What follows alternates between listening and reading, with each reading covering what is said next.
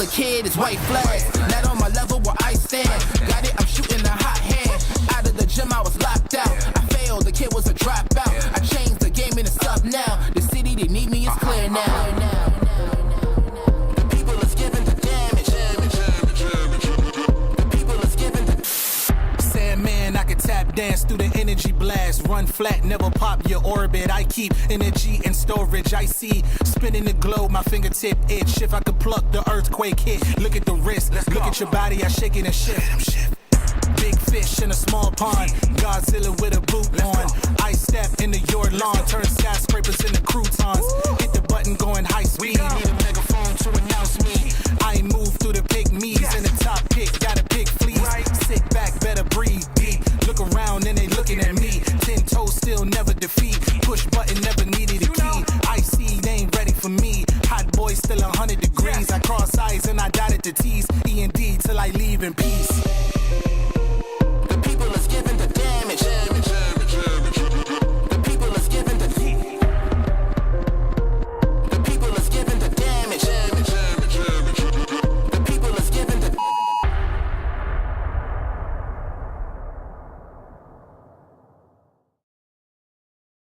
I give it all that I got will never stop. I give it all, straight to the top, will never stop. I give it all that I have, I let it be, cause nobody's better than me. What do you see? Give it all. Yeah, all that I got, I give it everything. They lost the plot, they think I'm menacing. They wanna talk, but I ain't settling. Circle is tight, feeling like better rings. Whole lot of globe trying, man, they don't know nada. Bro, gotta show something to me and go harder. So proper, nah, not that, we sure gotta.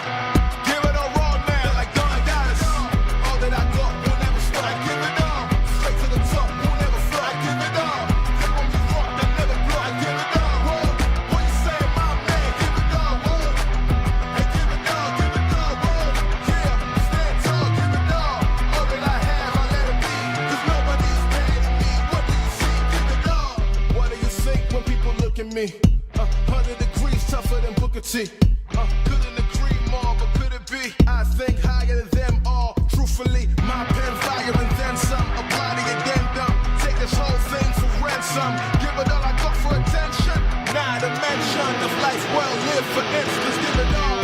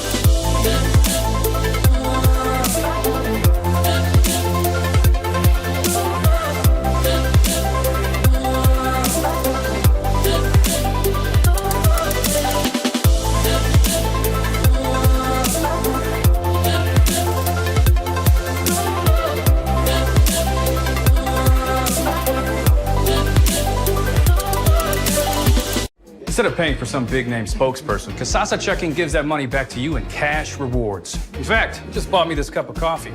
See how that works? Amazing! Free checking, cash rewards. Take back banking with Kasasa.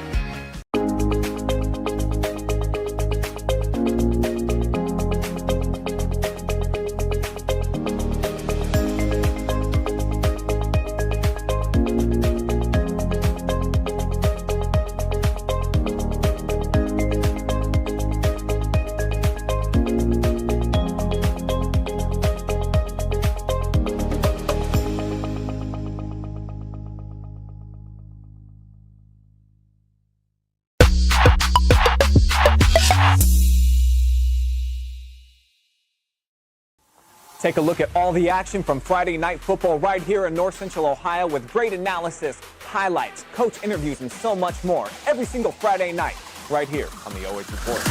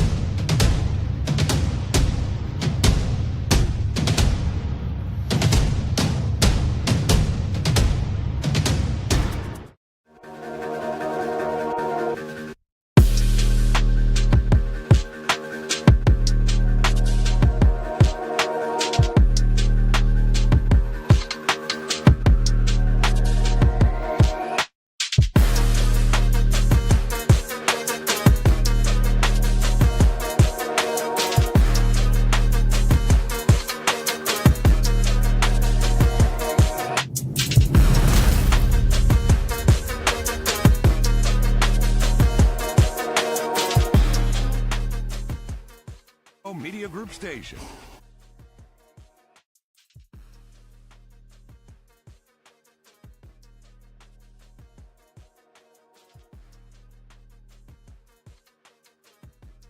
And welcome to Carey High School. I am Jared Moore alongside with Tim Byrie here on WBCO. Excuse me, along with the OH.REPORT. Tim, we have Carey, Seneca East. Seneca East coming in with a record of 2-2 overall. Carey coming in at 1-3, but that could be a little bit deceiving. But an N10 conference game here for the second straight week. Well, they both come in, regardless of what went on in the preseason or non-league. They're both 1-0, so they're both tied for first place in the N10 right now. Okay, so we'll start here with the Seneca East Tigers, who are led by head coach Ed Phillips. They come in with a record of 2-2, as I mentioned, out of the Northern 10 Conference, 1-0 with that win against Winford last week at 36-15. Offense has been great, averaging 30 points a game. The other hand, though, the defense is giving up 32 points per game almost. But that offense led in passing, averaging 247 passing yards a game, a little bit over 100 rushing yards. That defense also gives up over 200 rushing yards a game, so something to look out there for Seneca East. Well, and they have a new quarterback in Nicholas Parks, but, obviously he's doing a really, really good job. He's last week he threw for 259 yards against Winford. And so he had a really good night throwing the ball. And, for the first time in a while, they don't have a Foose quarterback, but, they haven't taken any kind of step backwards. He's 57-93 for the year, 987 yards and 12 TDs with 6 picks. But he's having a nice year. But like you said, I think tonight is very important for them, for that being Seneca East. They got to be able to run the football, and they get, you said, about 100 yards a game. They need to go probably over that because they need to hold on to the football for a while. And our keys to victory here, Tim, for the Tigers. Yeah, and obviously is one, they're going to have to try to shut down that running game, which they haven't done a great job, as you mentioned, all year, because Carey is going to want to really run the ball. And then they need to run the ball to hold on to the ball and, to keep the ball out of Carey's hands. All right. So conversely, on the other side for the Carey Blue Devils as the home team, and Carey coming in with that record of 1-3, but I said that could be a little bit deceiving, right? Yeah, a bit. Their first 3 games, Tim, they played Hopewell Loudon, Gallion, and Lima Central Catholic. And those 3 teams, I believe, are undefeated. And the first 2 were 1-score games, losing to Gallion 14-8, losing to Hopewell Loudon 27-22. So that can be a little bit deceiving there for Carey. And I guess that's what happens after you win a state championship, right? Oh, yeah. And so everybody wants to have their chance of getting back. They have a decent-sized offensive line, but a very inexperienced offensive line coming into the season. So playing, the kind of schedule they did those first 3 games, they probably learned a great deal. Those offensive linemen learned a great deal. And then they come back and really put one on Upper Sandusky last week. And, obviously in all those games, I'm sure Coach Merschman saw some different things that he liked. I mean, he holds Gallion to 14. They hold Gallion to 14 points. Gallion, we've seen them. They have an explosive offense. Yeah. And to hold them to 14 points, they had, obviously their defense must have played really well that night. But then Gallion was able to shut them down as well.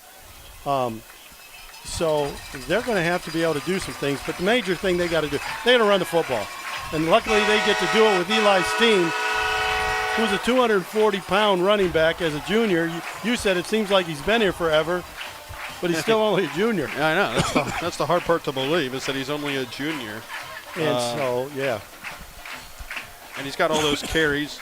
Obviously, 81 carries on the season for Eli Steen. And he's well over 400 yards. Yeah. And 5 touchdowns, 5 yards a carry there for Steen. And so keys to the game here for Carey. Yeah, run the football. Run the football, run the football, run the football well. You know, they got to tame the Tigers, you know, and shut down that passing game. But the other thing they got to do is hold on to the ball. Mm-hmm. And by that I mean not necessarily worrying about fumbling it. They just need to keep the ball. They need to go on 13 and 14 play drives, 15 play drives. Keep the ball away from Seneca East offense. You know, the best defense they can have is running the football. And, you know, for several years, they've been doing it well. All right. Thanks, Tim, for that. And that's our pregame show here on WBCO along with the OH Report. So we're going to take a quick timeout. When we come back, we will have first quarter action excuse me, between Seneca East and Carey.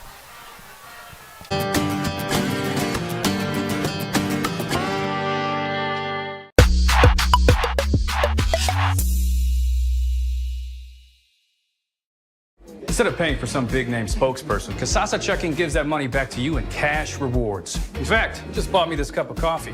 See how that works? Amazing! Free checking, cash rewards.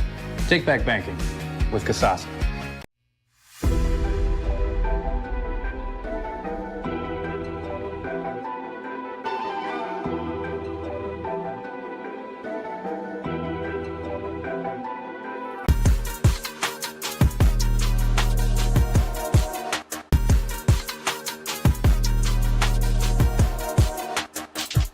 Second.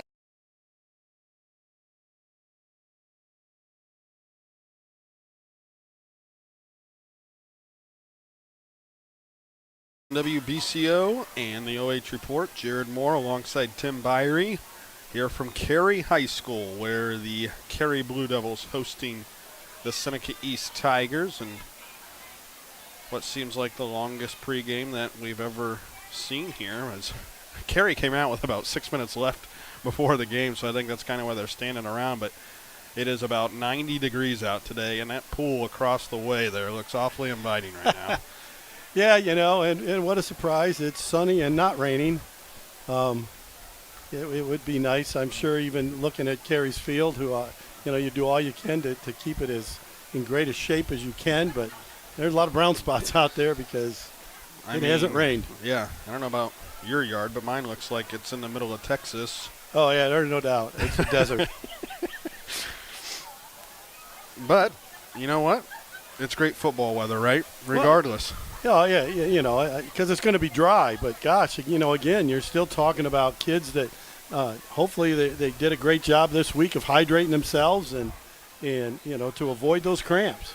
Because, gosh, you know, we're almost to the end of September now and, you know, playing in 85-degree weather, 90-degree weather, and still a little humid. And this press box is a little bit warm, on the warm side tonight. As I said, that pool. So, yes, that pool is looking very inviting. You know, but so Carey won the toss and deferred to the second half, so they'll be kicking off. So we'll get a quick early look at that high-powered Seneca East offense, and it will be interesting to see what coach, you know, both teams, veteran coaches, Ed Phillips and Coach Merschman, have been at the respective schools for a while, and it will be interesting to see if Coach Phillips is going to try to establish the run early, or if he's just going to come out, you know, after a great offensive display last week, come out and just open it up and start throwing it around. All right. Carey in the all-blue uniforms, white numbers and letters, blue helmets with the white numbers on the side there as well. Seneca East, the away whites, black numbers, black helmets, black pants, with that orange tiger logo on the helmets. As the refs, you know, stand there and let the clock continue to tick down here before. Yeah, we're about 5 seconds here before you hand the ball to the kicker. Other games in the There we go. Yeah, other games in the area include Buckeye Central and Colonel Crawford, Bucyrus Mohawk, Winford and Upper, Shelby and Galleon, Danville and Northmore, Richdale and Upper Scioto Valley, and River Valley and Pleasant. So wherever you're listening, watching, thanks for tuning in tonight. I think we're in store for a dandy here from Carey. And set the kickoff here is Nathan Gary for the Blue Devils. He'll kick off from his own 40-yard line, and we're underway from Carey High School. Fielded back at the 10-yard line, and running up the right side here is Taylor Young for Seneca East. And he's tripped up at the 29-yard line.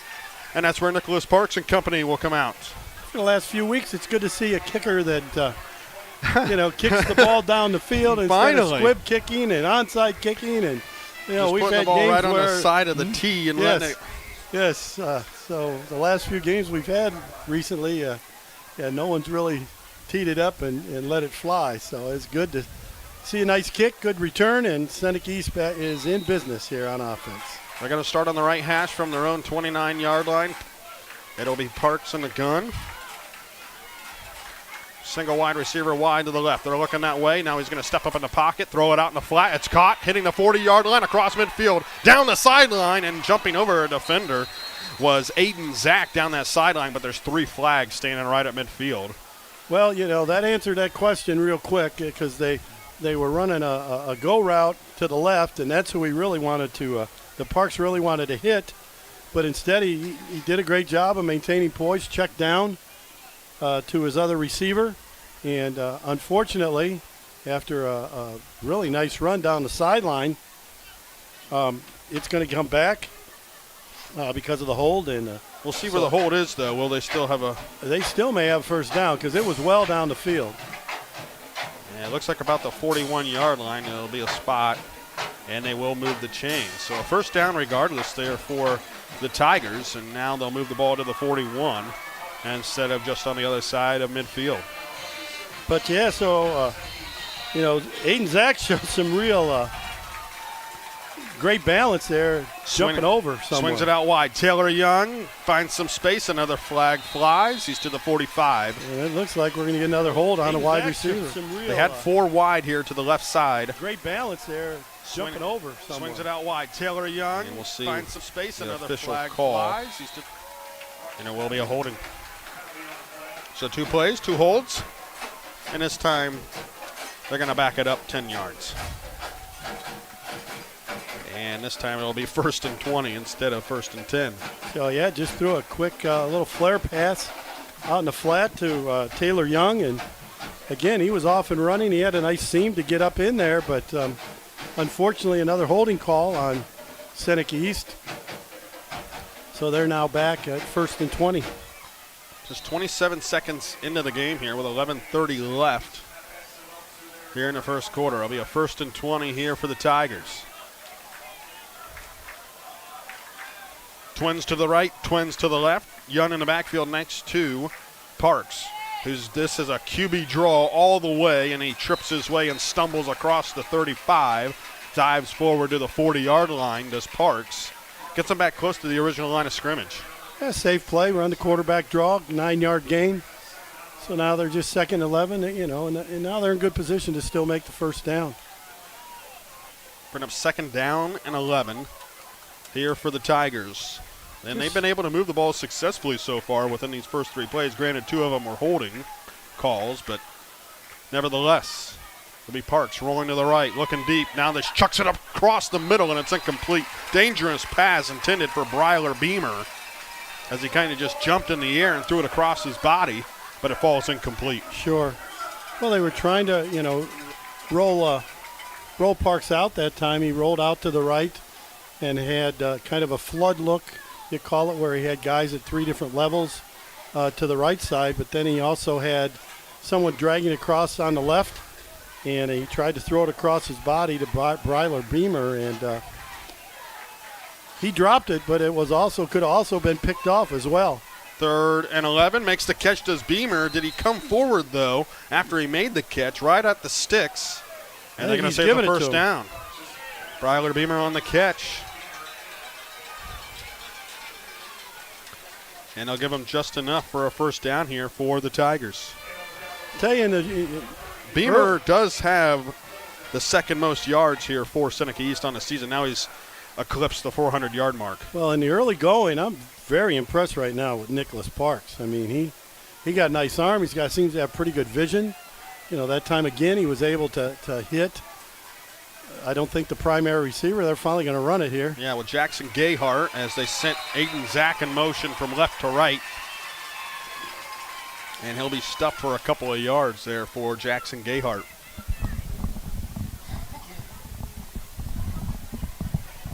So to bring up 2nd down and 8 here for Seneca East. They just ran an inside zone play, and Gayhart was able to pick up a couple of yards. Good size back at 5'11", 200, only a sophomore. He'll stand to the left here of Parks. Parks rolls to the left, gets a block from Gayhart, now goes all the way and reverses his field down the right sideline across the 40-yard line, and then bowls into close to the red zone, I should say, but to the 34. And picks up a 1st down. Well, once again, Parks showing good speed. Gets a 14-yard gain, started rolling to the left and didn't see what he saw at all, and he just reversed the field, and off he was to the races. And picks up another 1st down, and the Tigers continue to move the ball very well here in this first drive. Now we got an empty set. Under 9 minutes to play here in the first quarter. Empty set, as Tim mentioned. They'll swing it out to Young in the flat.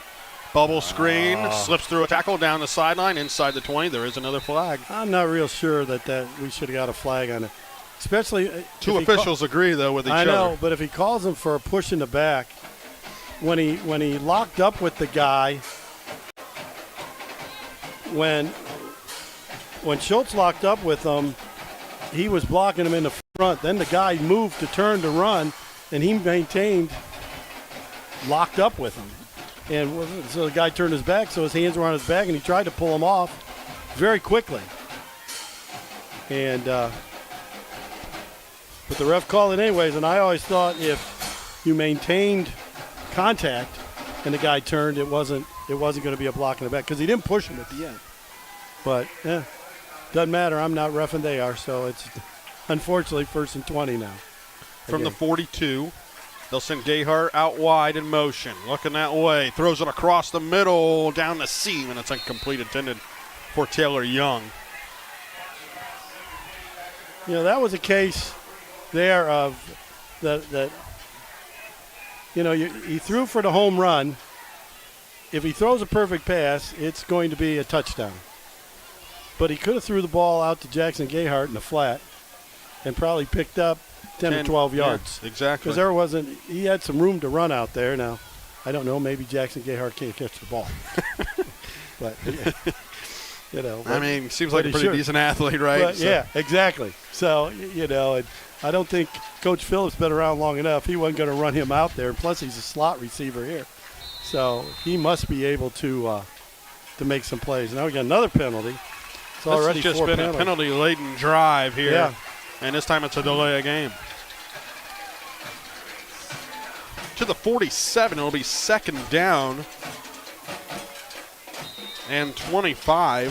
8:27 left here in the first quarter. Well, we've gotten off 6 plays and 4 plays that have resulted in penalties. Trips to the right here for the Tigers. Parks to throw. Looking to the right, throws across the middle, intended for Beamer, but it goes over his hands and into Aiden Zach's hands, who picks up the 1st down inside the 20. And how fortunate there for Seneca East that it just flew right across Beamer's hands and it fell into the lap of Aiden Zach. Yeah, maybe it was intended for him. I don't know. But yeah. I'm not sure. But it was, because really it was perfectly thrown to Zach. But it also looked like it was going off the hands of the other receiver. But big break there. You overcome all those penalties. Bubble screen to Young. Trying to cut it back. Now brings it back to the sideline inside the 10, and then he shuffles his way out of bounds. So a moderate gain there for Taylor Young. Again, just, a quick and they're just gashing this defense, Tim, right now. Yeah, just a quick pass out there, gain of 8, and to keep this thing going on. I mean, he had over 240 yards last week, and that's about his average. It's the first time that Taylor Young he's caught the ball 2 or 3 other times, but they've all been penalties. So that's the first time he's caught the ball for any kind of game. But again, it's just another flare pass, and he had some room to run. Trips to the right. This will be a backwards pass to Beamer. Works his way towards the corner, towards the pylon. And into the end zone, touchdown. So that's just a 2-yard run by Bryler Beamer. Ran a long way to get there, but he does indeed score here with 7:42 left in the first quarter. Yeah, they sent him in motion, deep motion behind the quarterback, and just took the snap and quickly got it out to him, and he just outran everybody to the corner and in for a 2-yard touchdown. And so it will be Aiden Bame on to kick the extra point, and he does indeed knock it through to make this a 7-0 Seneca East lead. They strike first, they strike quickly. Carey with their first possession coming up next. You are listening to high school football here on WBCO, along with watching on the OH Report.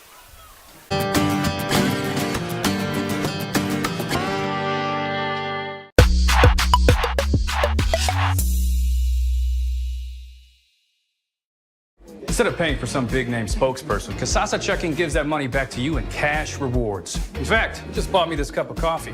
See how that works? Amazing! Free checking, cash rewards. Take back banking with Casasa.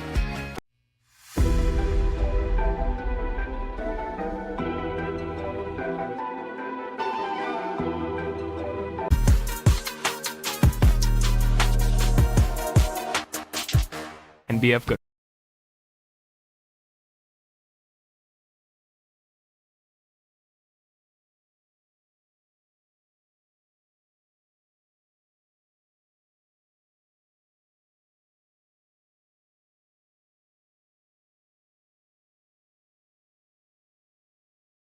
WBCO and the OH Report. You are listening to the McDonald's of Bucyrus and Galion Game of the Week here on WBCO.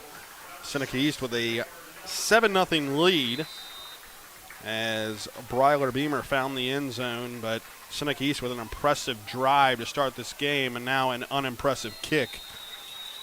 And Carey will start out with some great field position here after the kick out of bounds. What a crazy drive, though, for Seneca East, huh? They ended up 9 plays. It was really about 13 plays because of all the penalties. They overcame, 3 holding calls. They overcame a 2nd and 25 and to get it in. And so what a great drive. But a lot of it done through the air. Now it will be interesting to see the ground game now of Carey and exactly how much time they can run off the clock. Because even after all that, less than 5 minutes went off the clock in Seneca East drive. But let's see what Carey does. So you saw the air raid from the Tigers. Now you're going to see the ground and pound from the Carey Blue Devils. Line up in the I formation, but, as we mentioned, they throw it, and it's incomplete. Trip Phoenix, the intended receiver. He does lead Seneca East in receiving on the season for the Carey Blue Devils with 183 yards, averaging 22 a game. Yeah, they went play action, and, he had him open, threw a little bit behind him. But, kind of a surprise. But, it was a whole different look when you look at formation. They had a fullback in a 4-point stance and, a tailback in a 240-pound tailback in his upright stance. But there they are again, and let's see what we got here. Feed it to the up back and right to the 38, and diving forward was Dash Puckett on the carry. So about a 5-yard gain and brings up 3rd down and 5. That second effort got him an extra couple of yards here. A modest 3rd down. Looked like Puckett has pretty good feet. He made a nice break to the outside and, was able to pick up 5 yards on a play that looked like he wasn't going to pick up anything. Now they're in the gun. Yeah, Bo's in the gun. Eli Sting behind him. Bose takes the snap, feeds it. This is Sting on the carry, and he'll pick up the 1st down. And it's just, I mean, it's really interesting to me, the difference between the two offenses. Whether you go with basically a linebacker or an offensive lineman at running back, and then on the other end you go with the speed and the air raid attack. Yeah, that was just, a straight dive play, straight up blocking, no one pulling, handed the ball to Steen, and he just plowed his way for 6 yards and a first down. They'll send Puckett in motion towards the left sides. They'll fake the toss to Steen, and now Bose on the carry himself off the tackle, gets across midfield to the 49 before he's tripped up.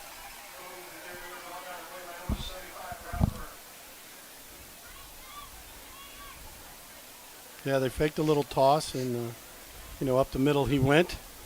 And Bose was able to get 4 yards on first down. And, that's another one of the keys, I would imagine, for Coach Phillips and the Seneca East Tigers, is to make sure they don't give up, that 4 is the most they can give up on first down. They don't want to get it, make it any easier on Carey to just maintain running the football. Well, guess what? They're going to give up more than 4. They're going to give up the first down again. Eli Steen off the right side to the 42, and another first down here for Carey. Well, so far, he's run the ball twice. Eli Steen's run the ball twice for 13 yards. And here it is again. But watch how much he gains. Bam, there's the first contact. And was then about 3 4 yards back. After that, yeah. Then 3 or 4 yards later, he's finally on the ground. And that happened on his first carry. I mean, his yards after contact are amazing. Now they're going to line up in the Maryland I and feed it to the first man, and he gets across the 40 to the 39. And coming out of the bottom of the pile with the carry was Puckett. They're just getting real good push by their offensive line. And, Puckett, again, is a pretty good-sized back.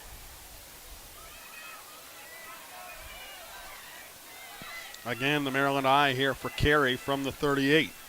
Second down. They roll to the right, and they're going to be stuffed in the backfield.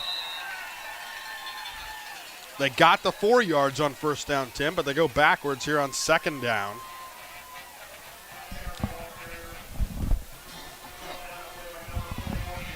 And ball spotted at the 40-yard line.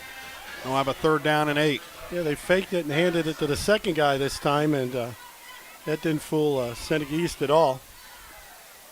And it goes for a 2-yard loss. Now, this is what Seneca East wants to get him in. It's third and long. Bose in the gun, Steen behind him.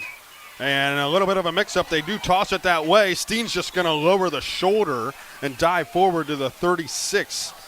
It'll be about 4th down and 5, but it's looking like it's 4-down territory as well here for Carey.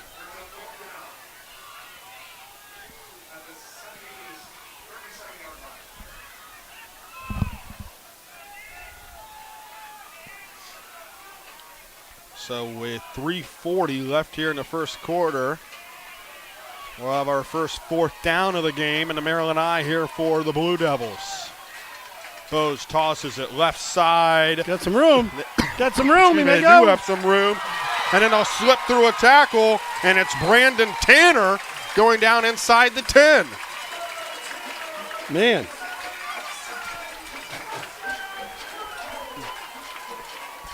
So they replace power with speed, and Tanner speeds around the outside and picks up the first down, and they'll say he's down at the 12.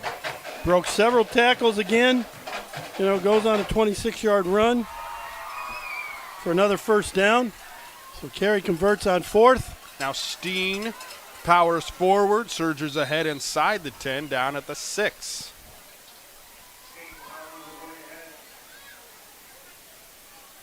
So Carey goes with the speed on 4th down, and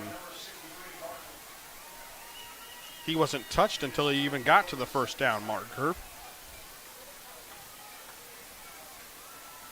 Yeah, that time he did. Yeah, that time he had a little room to run, so it wasn't just all him pushing the pile around. Again, the Maryland I here for the Blue Devils. Feed it to the first man, dives forward.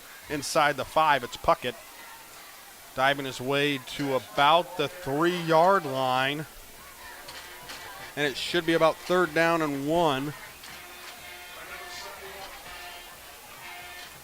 again, Puckett, 6 foot 220. So they have 240-pound back. They have a 220-pound back. And then the little guy, Brandon Tanner, only 165. It'll be Puckett along with Mace Puckett and Steen. And they'll give it to Dash Puckett towards the goal line, and they're going to say he's just shy. They're going to mark him at the 1 foot line, but it is a first down. Carey's third first down. So first and goal inside the 1. 7-0 Seneca East, but with 1:25 left here in the first quarter. Carey knocking on the door. In the Maryland eye again. They'll give it to Steen, who buries his way in easily and scores a touchdown here for the Blue Devils. And they're an extra point away from tying this up. Well, a little bit different way of doing it, but the same success. So Carey, goes the length of the field, 65 yards, and 5, 6, 7, 8, 9, 10, 11, 12.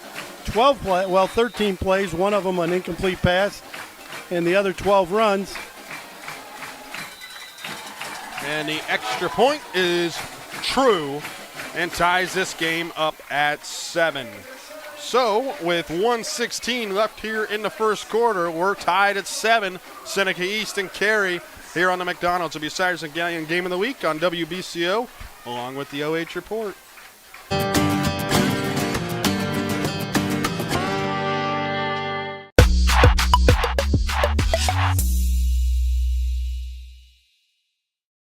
Instead of paying for some big-name spokesperson, Kasasa Checking gives that money back to you in cash rewards. In fact, you just bought me this cup of coffee. See how that works? Amazing! Free checking, cash rewards. Take back banking with Kasasa.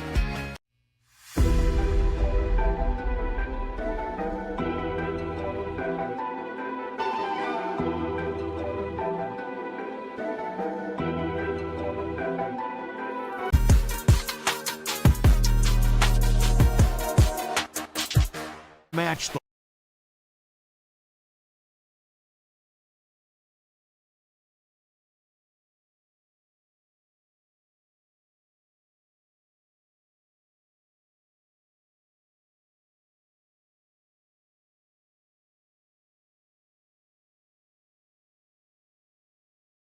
in the OH Report, Jared Moore alongside Tim Byrie. We're tied at 7. Eli Steen on a 1-yard touchdown run for the Blue Devils ties this thing up with 1:16 left here in the first quarter. Now they're going to squib it, and we're going to have a flag, our first flag, against Carey. Somebody got an early start. So the first penalty on Carey.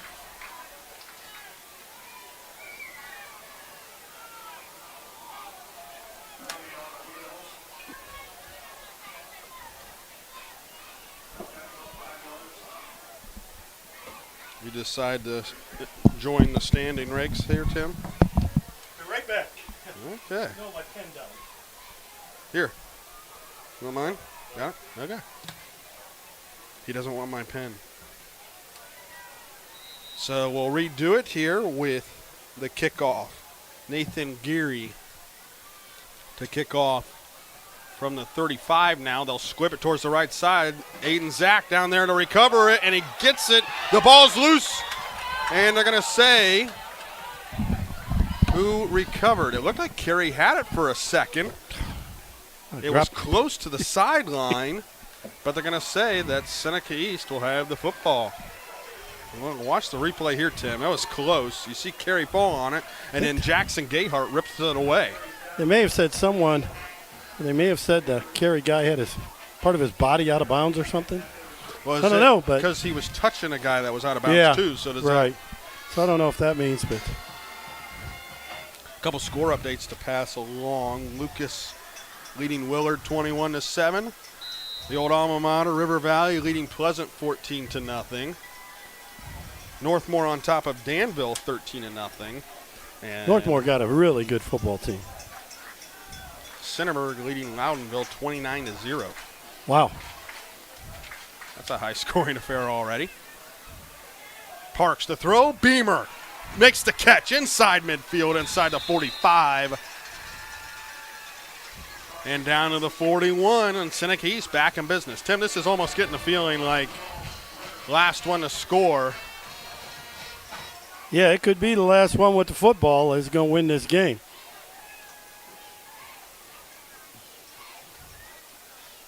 But I tell you what, Parks just does a great job of maintaining his composure in the pocket.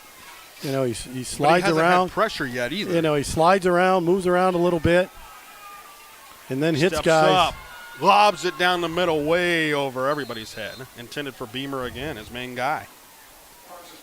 And that's the only complaint I got. You know, that's the second time he's done that, where, you know, he had another guy open for about a 12-yard gain. You know, but again, he went to throw it deep and get the home run. And sometimes, you know, younger quarterbacks, and he's a junior, but he hasn't played a whole lot. He played some last year when they would move Fusta other positions and things. But yeah, sometimes he tries to take the big chunk instead of just taking the little chunk. Well, now there's no chunk here except for a lost There chunk. he goes down. They finally got him. Back to the 47. And that time they do bring the pressure.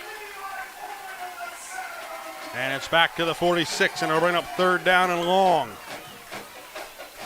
Well, they brought a little pressure that time and brought one of their linebackers. And then fortunately for them, because one of the linebackers comes, someone slid off and left number 53, I think it's Gavin Bain, left him go free, and he got the sack. To throw, steps up, rolls to the right, now just pitches it out. This will be Zach trying to speed his way across the right side. He'll get to the 35, and that will not be good enough for a first down. It'll be about 5 yards shy, but much more manageable here if they decide to go for it. And that will take us to the end of the first quarter. We are tied at 7. Seneca East facing a decision here come fourth down. It'll be 4th and 5. Seneca East, Carey, tied at 7 here on WBCO and the OH Report.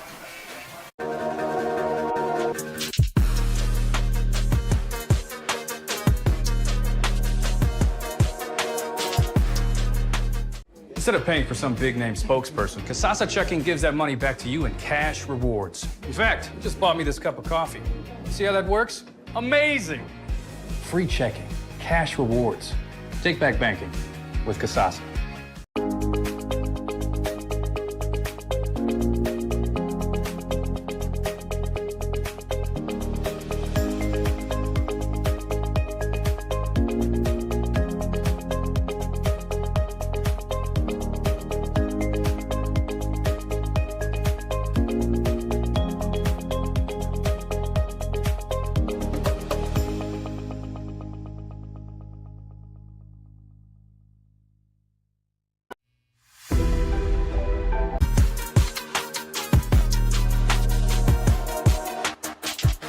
WBCO and the OH Report. 4th and 5 here for Seneca East to start this second quarter.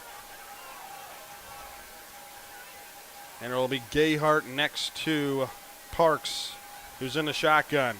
Trips to the left, looking that way, pressure coming. Steps up, loses the football, and it's picked up by Puckett.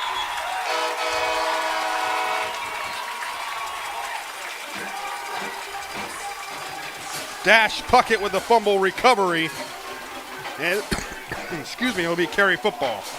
And again, he was there, you know, Carey able to put a little pressure on him, and he left the pocket, got hit from behind, and that happens a lot when you don't, when you know the guy's going to hit you. It's easy to maintain and try to put the ball away, but that came from behind, punched it out. Carey recovers, and that could be huge. Yeah.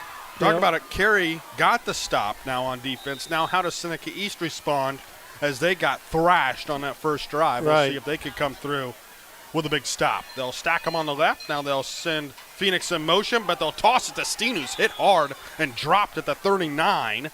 And with the hit there for Seneca East was Hunter Rathburn, and he brought the wrath there on Eli Steen. Pick up 3, though, on first down, and it's 2nd down and 7. Well, and that's the difference in the way these two teams play offense. You know, it's a bad play for Carey is a 3-yard run. A bad play for Seneca East might be a sack for -5. But, you know, Carey's just going to keep continuing to run the football. And high formation, stack him to the right. Bowes looking to throw. Across the middle, almost intercepted. Parks stepped in front of the pass. And it falls to the grass, incomplete. And that would have been a pick 6. Oh, no doubt about it. Yeah, he did a great job of breaking on the football, and if he catches it, it's off to the races.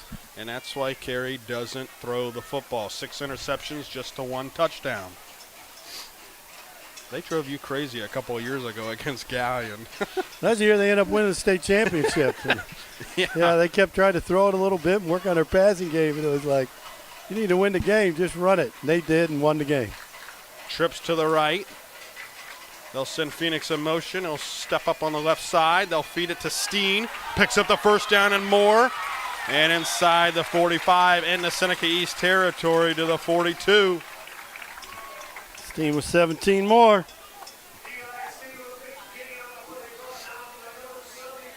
So, you know, Carey runs motion to, you know, try to get some guys to move around, and they do. So then they just ran the ball away from the motion, had a nice seam, and, you know, once he gets through that first seam, and he's going to get a first down at least, because one guy's not going to bring him down. He's just a load. Bowes in the gun with Steen to his left, looking to throw, lobs it, fade route, inside the 10, and it's incomplete. Intended for Trip Phoenix. Yeah, it was a one-man route. There was no one else out. It was max protection. Beamer on Phoenix, and Went for Beamer the wins long the one. battle. You know, Beamer did a good job and didn't allow Phoenix. Phoenix made a nice play of trying to come back and get underneath since it was underthrown a little bit, but just came up a little bit short. And even though he wasn't facing the football, Beamer still avoids the contact as Phoenix was coming back to the ball. Real nice play. It'll be Bowes in the gun again. Steen to his right. They'll send Mace Puckett in motion towards the right side. It'll be Steen as the lead blocker for a draw here to Bowes, who dives and is tripped up at the 38. So bring up 3rd down and about 7. Maybe a long 6 here for the Blue Devils, but still probably 4 down territory. Oh, I would think so. They're inside the 40. As the clock approaches 10 minutes left here in the second quarter. Which is a good thing for Carey, because now they can just run the ball if they want, 2 plays in a row. I mean, they're in the gun, but he's got 2 guys with him. Steen takes it, counter towards the right side. He'll slip through a tackle, down the sideline, inside the 20. Good speed. And there he speeds goes. his way into the end zone. Touchdown, Carey.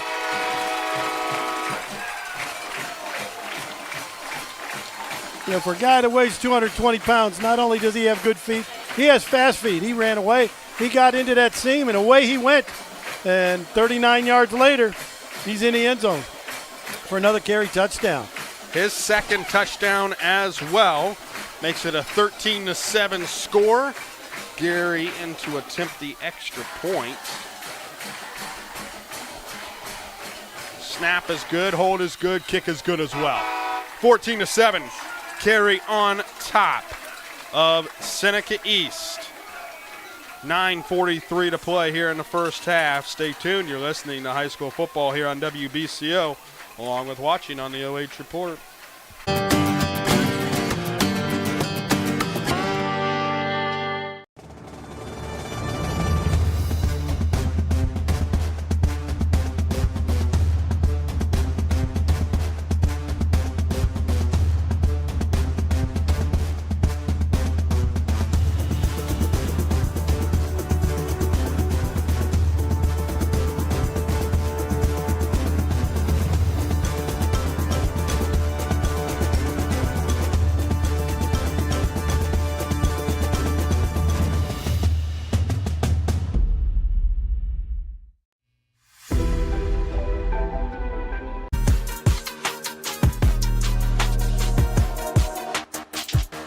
check out all we have to offer.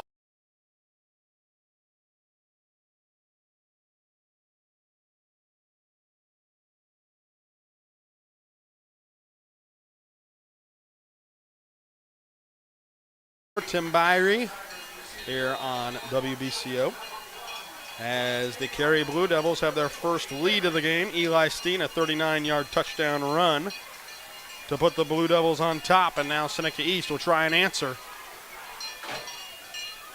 And fielded by Young inside the 20, finds a seam across the 30, across the 35, down the sideline, across midfield into Carey territory. And Seneca East, exactly what they needed there after giving up the long touchdown. They get a long kickoff return here by Taylor Young. And they're going to be in Blue Devil territory already. Yeah, very good answer. So they're going to start out on the about the 42-yard line on the Carey side. So really good field position, and let's see if they can strike quickly through the air. Yeah, the only thing Coach Merschman probably is disappointed with that last drive is they may have scored a little too quick. You know, he likes having a little longer drives, keeping the ball away from the Seneca East offense, but, you know, his defense responded that last series, so let's see if they can do that once again. I'll have it 1st and 10, Seneca East from the Carey 42-yard line. Parks rolls to the left, throws it out on a sideline. It's caught by Beamer, turns it up, and he steps on the sideline out of bounds, just shy of the first down for Bryler Beamer, the senior. And I bring up 2nd down and 1. Just a nice rollout, and took the short one, him coming back for the ball this time. Beamer's 4th catch for 55 yards. And puts them in real good position now, you know, because the whole playbook's open. You can go play action here, 2nd and 1. You can run the ball, or you know, you can try for the home run this time.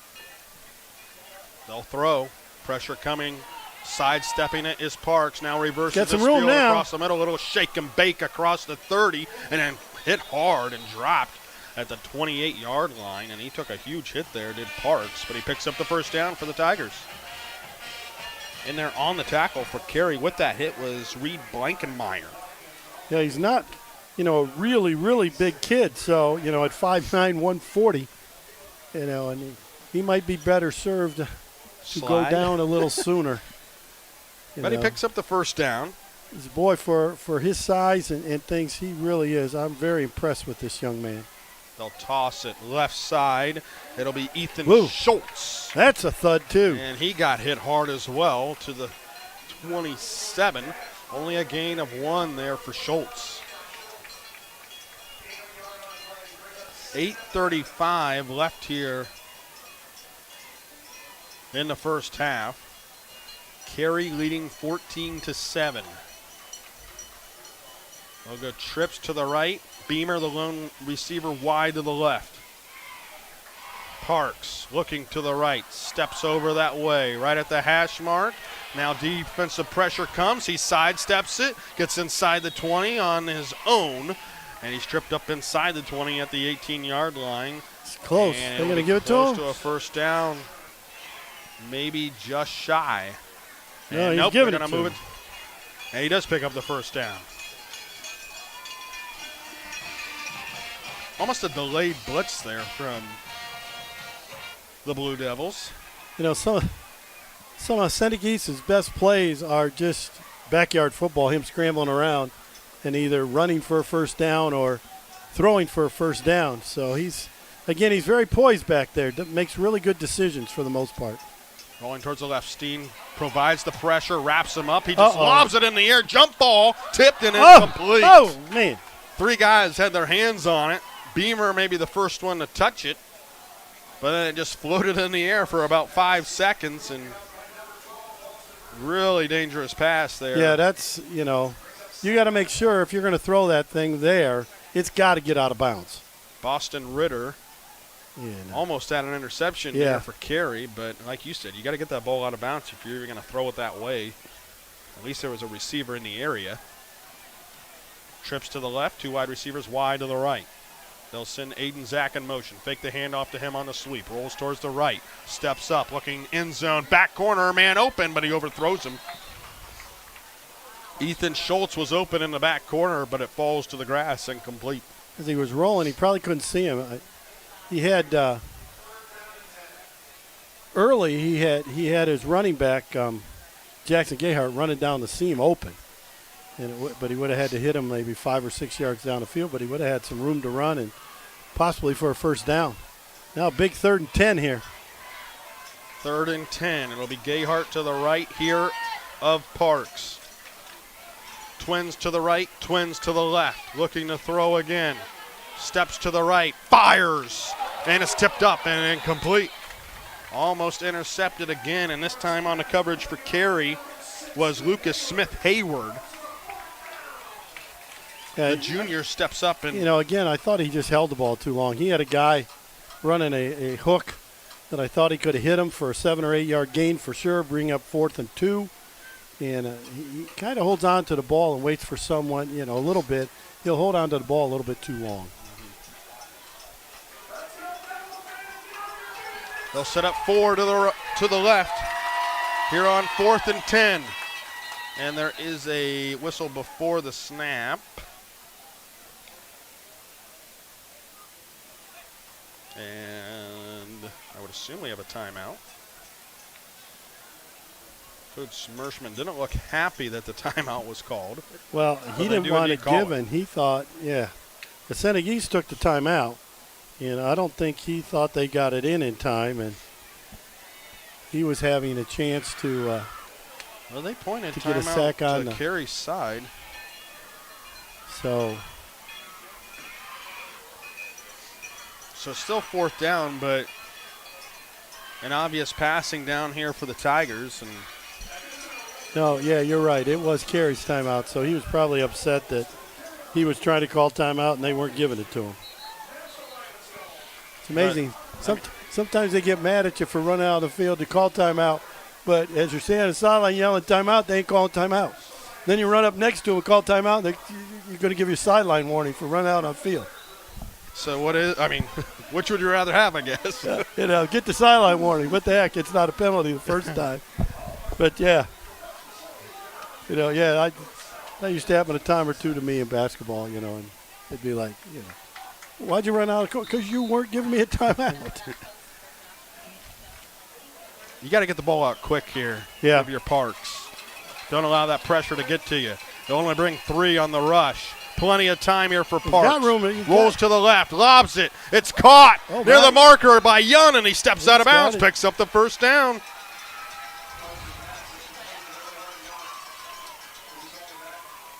And he came back to the football that time as Parks rolled out. He rolled the same way. Young makes the catch.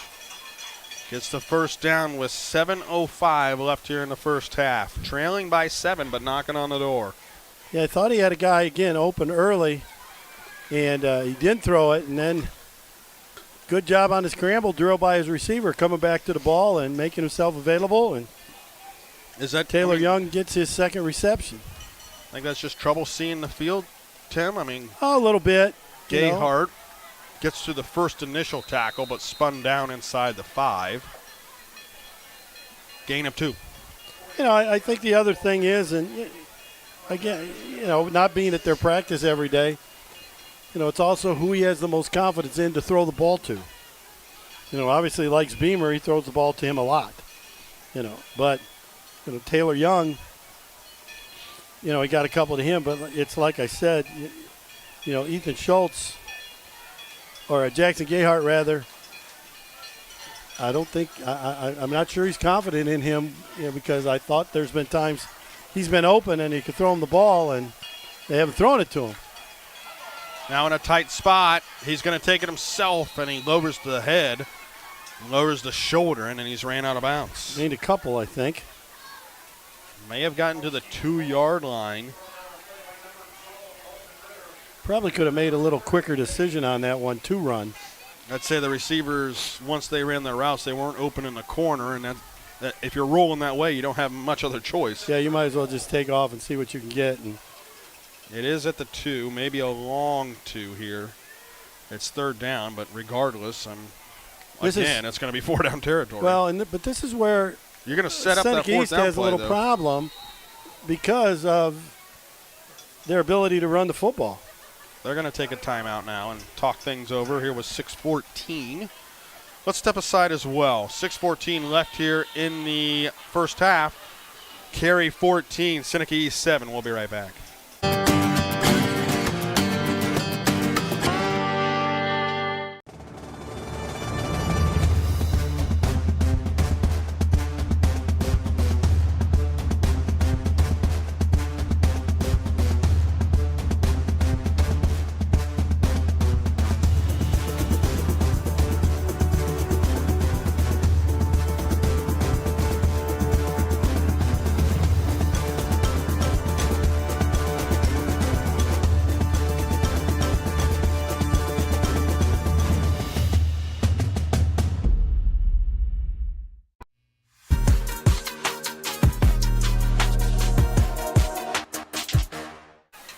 Third down and goal from the 2.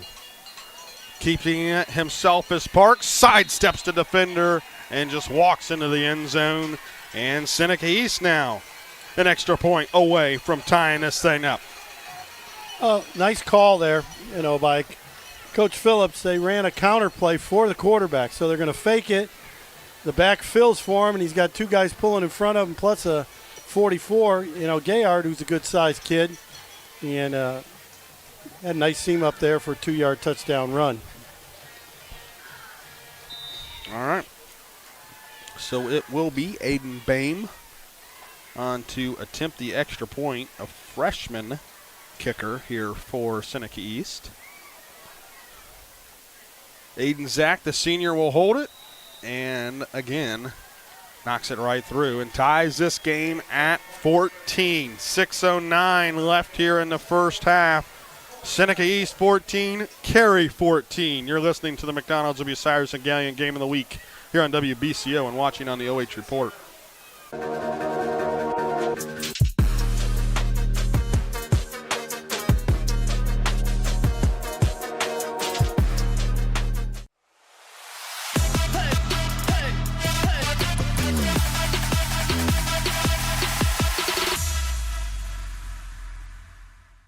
Instead of paying for some big-name spokesperson, Kasasa Checking gives that money back to you in cash rewards. In fact, it just bought me this cup of coffee. See how that works? Amazing! Free checking, cash rewards. Take back banking with Kasasa.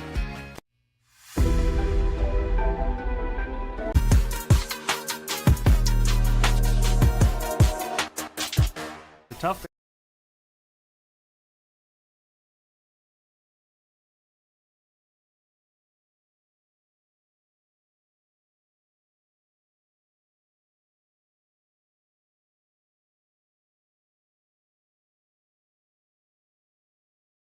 BCO and the OH Report. Jared Moore, Tim Byrie tied at 14, Carey and Seneca East. As Nicholas Parks just decided to do it himself for a 2-yard touchdown run. And again, Bame's going to kick it out of bounds here for Seneca East, and Carey will be set up at the 35.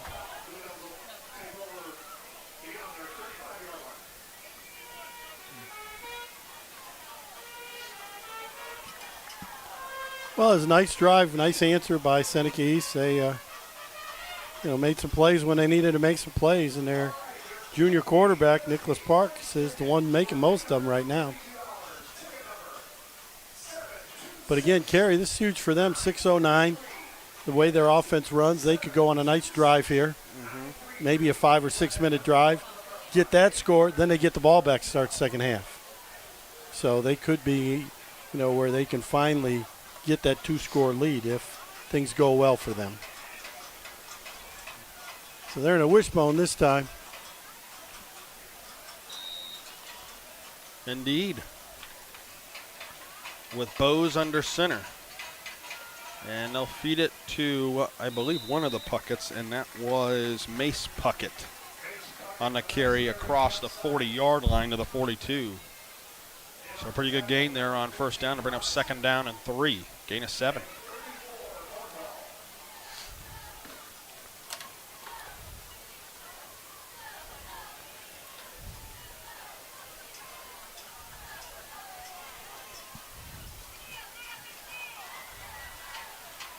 Now the lineup in the gun. Steen to the left. They'll send Phoenix in motion. Looking to the right, out in the flat. Mace Puckett makes the catch, turns it upfield, sidesteps the defenders, trying to stay on his feet. He does indeed slip through another tackle inside the 30-yard line. Mace Puckett with a big gain down to the 25.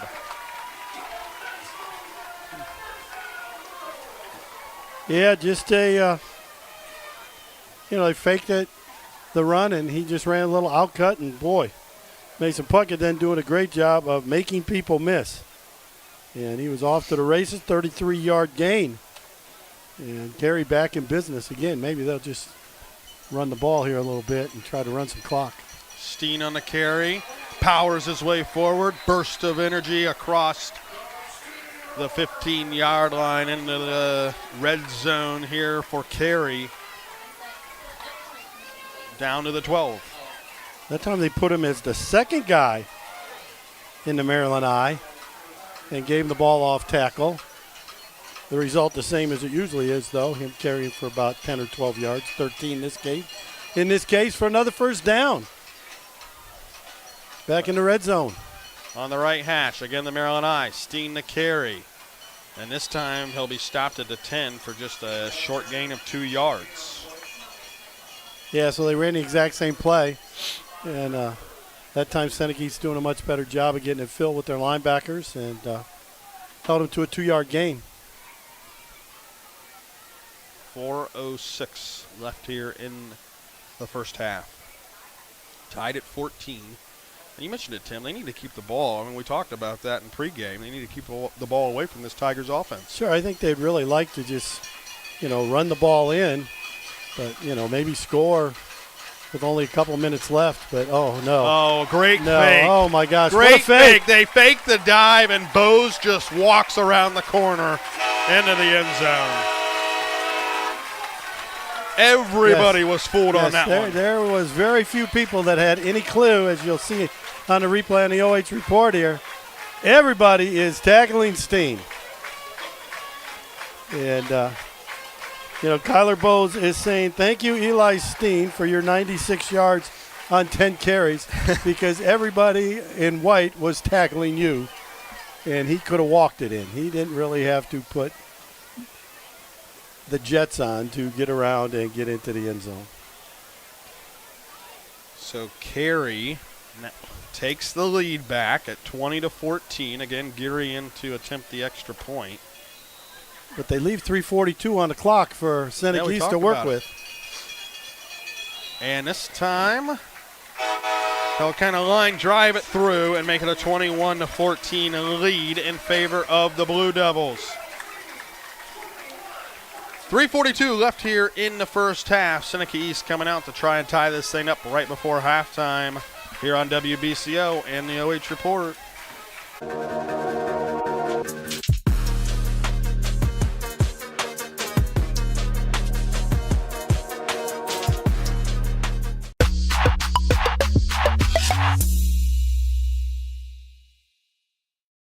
Instead of paying for some big-name spokesperson, Kasasa Checking gives that money back to you in cash rewards. In fact, you just bought me this cup of coffee. See how that works? Amazing! Free checking, cash rewards. Take back banking with Kasasa.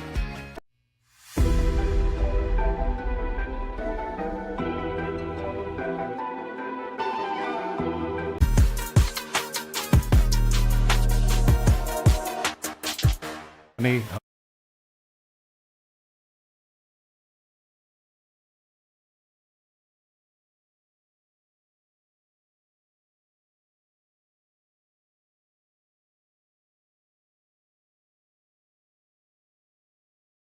On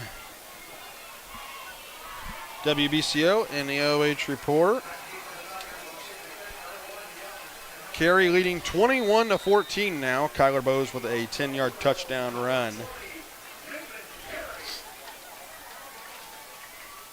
Well, And plenty we'll of see how time. Seneca East answer. Yeah, 3:42 One time left. for Seneca East, couple timeouts still. So they're in good shape. Short kick. They'll pooch it, and it's fielded at the 35. I believe that was Gabe Smith. or no, number 71, who we don't have on our roster. So congratulations on your return, number 71. And since the PA announcer didn't even mention a name, I don't think he does either. Yeah, so this will be very interesting to see defensively what Carey's going to try to do. Are they going to try to put some more pressure on Parks and get him running around? But I think sometimes he's at his best when he's running around.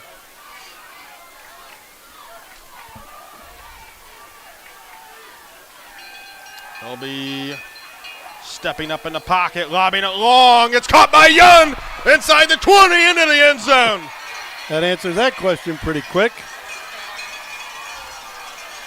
We're going to step back. We're going to throw a 64-yard touchdown pass and tie the game back up probably. One play is all it took. Taylor Young on the catch. But yeah, he just ran a go route and a perfect throw by Nicholas Parks. And yes, so they didn't really have to worry about having 3 minutes and 40 seconds left on the clock. It probably only needed done it under 30 seconds. They only needed like 10 seconds. And the extra point again is good. And again, we are tied at 21. Now, if you're Seneca East, you've left too much time for Carey. So probably have, the way this thing's been going. 3:26 left here in the first half, tied at 21. We'll be back.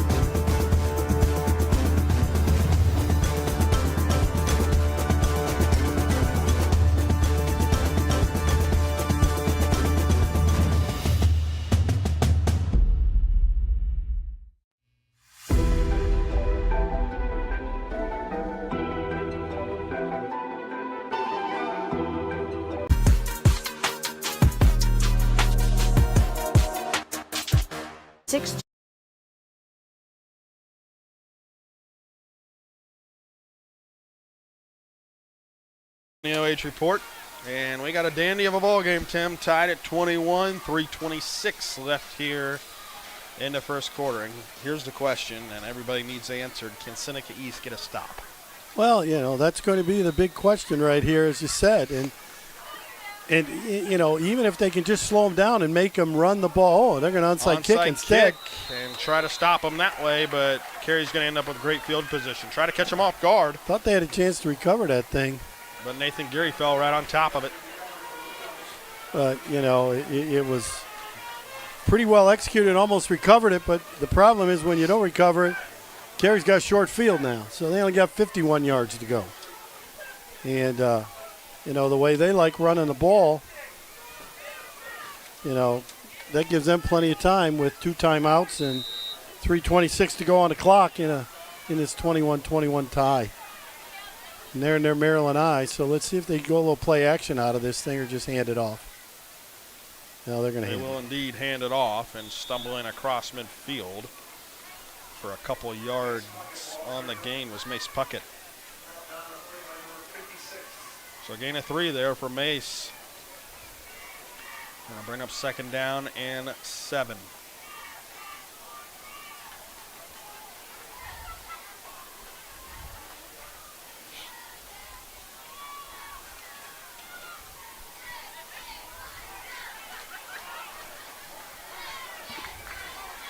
Trips to the left. Yeah, they're in a gun this time, so they may throw it. No, they're not. Steen pulled back. That Drop hasn't for a happened loss much tonight. Jackson Gayhart, the first one to hit him.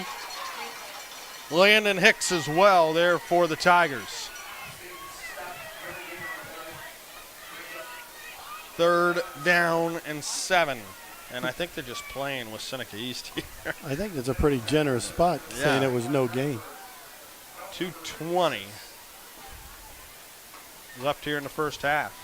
Yeah, they'll run something maybe more off, a little further off tackle. I don't know, maybe throw it now. And they do go trips to the left. Bo's looking to throw, pressure coming, throws it out in the flat for Steen. Sidesteps a defender and turns on the jet. And here it comes. Here it comes. They got held. And there is it's coming back. 2 flags. It's coming back. Man, once he makes that first cut, though, Tim. Well, he did a nice he can little roll down the side. I don't know if you call it a stiff arm, but he kind of just slaps their hands down almost off of them. Coach Merschman would like to know who it was on and why. But 2 guys called it, so.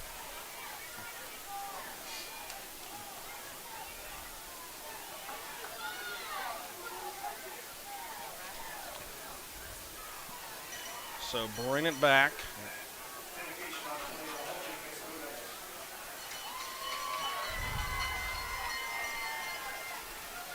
With 1:56 left here in the first half.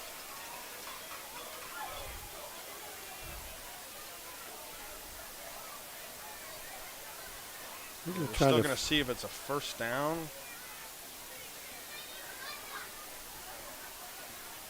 Well, he's got to take the penalty or it's a touchdown. So I don't know what the big discussion is about.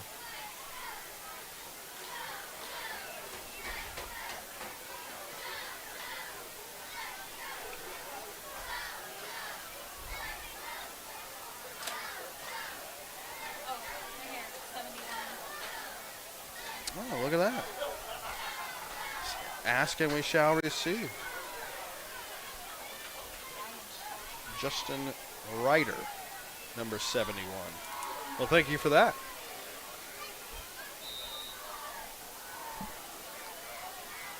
So it was a spot foul, so now it brings up 3rd and 5. So they're still in pretty good shape. They'll just, I would imagine they'll just run the ball with Steen. But before the play goes, we're going to have gets a timeout. I mean, it's a critical play call here with 1:39 left. And obviously, again, you're probably looking at 4-down territory if you're Carey. But you say feed it to Steen. I probably would tend to agree that that's probably the best. Well, they weren't going to. They were going to run. Steen was going to be a lead blocker, and they were going to run Bose off tackle.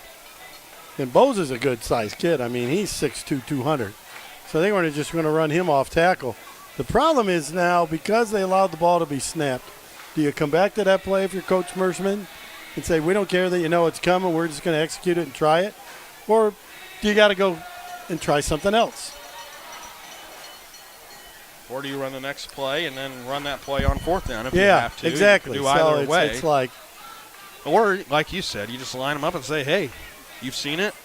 Let's see if you can stop it. You haven't been able to do it all night. Yeah, and we got 2 downs. And still 1:39, so you got plenty of time. And you got 2 timeouts.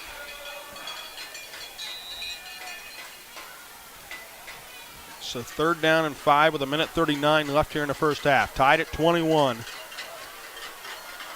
A little different look again in the pistol.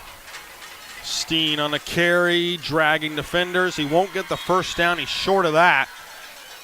Mark him down at the 44-yard line. And bring up 4th down and 3.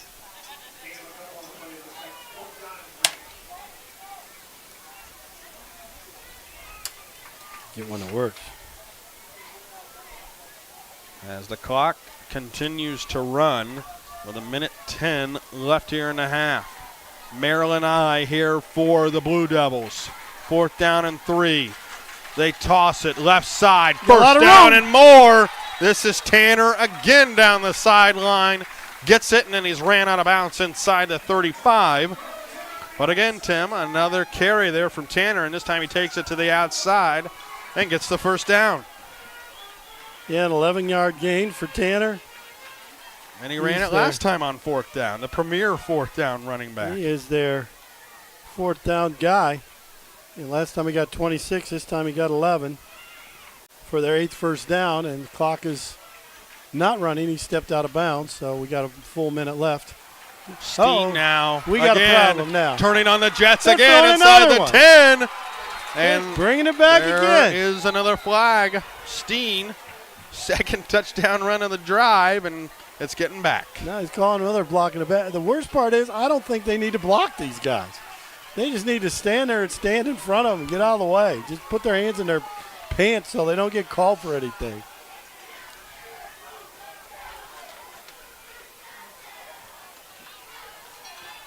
So it's a spot foul from the 25, so it's going back to the 35.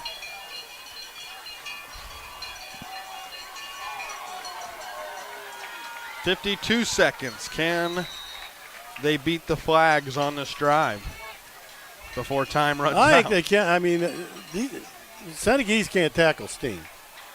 I mean, it's that simple. If he gets on the perimeter, they have a very difficult time tackling him. Well, he's ran about 200 yards on this drive. They're going to throw. Pressure coming. Bose rolls out, and was he down before he threw it? They're going to say it's incomplete. They're giving him an incomplete pass. So he did a nice job on that. Just came to the right side of that line, brought the blitz. And I think he's lucky that that was called incomplete because it looked like his knee was down. Yeah, I thought maybe it was as well. But you still got 2 timeouts left. They can just run the ball. 46 seconds left. Second down and 12 from the 34. Trips to the right. Steen lined up next to Bose in the backfield. Now we're going to get another penalty, delay a game. Delay a game, indeed. I don't see anyone putting their hand up in the air. There is a play clock down there. Is there? Yeah, there is.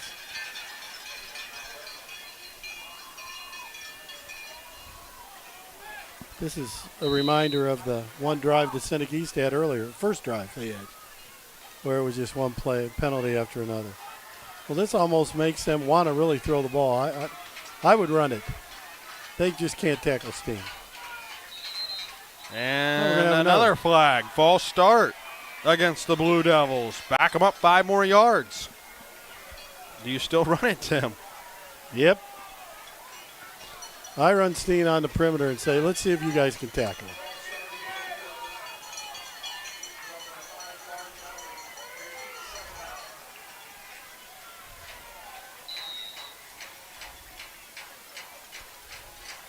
So ball placed at the 45. It'll bring up second down and 22. But he was going to throw it on second and 17, so I'm imagining, no, he is going to Nope, give it to it's Steen. Steen. Gets the carry, gets a block, gets a stiff arm across the 40. And he's ran out of bounds at the 39. So he does stop the clock at 39 seconds with the ball on the 39-yard line. Goes over 100 yards for the first half. You know, they got the clock stopped, so if I was them, I would maybe throw that little flare pass out to the, well, he's going to line up right behind him, so he can go either way. No, he's on his left. They might be going to throw that little flare pass to the left, or to the right, excuse me. Trips to the right. Nope. Steen again off the left side. Slips through a tackle. Gets a block across the 30. Timeout. And a timeout. It won't be enough for a first down. But he gets to the 26. They have to get to about 22? 22, 23-yard line for a first down. So bring up fourth down in about 3 or 4. So Carey takes 30 the seconds. timeout. They got plenty of time. Still have one more timeout One more left. timeout left. So, I mean, you have another play in there to run the football to pick up this first down at least if you want.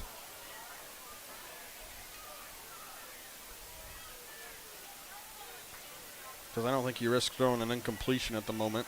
Oh, no, I give the ball to Steen. I ain't going to mess around. I think, yeah. Give the ball to Steen. I don't disagree Either with that at all. or fake it to him again. You know, or fake it to him again like Kyler Bowes just keep, you know, if he gives as good a fake as he did on the goal line, I don't think there's going to be anyone outside to tackle him. And now Coach Phillips takes the timeout. So the East calls their last timeout. Just a little cat and mouse here. Look at the offense.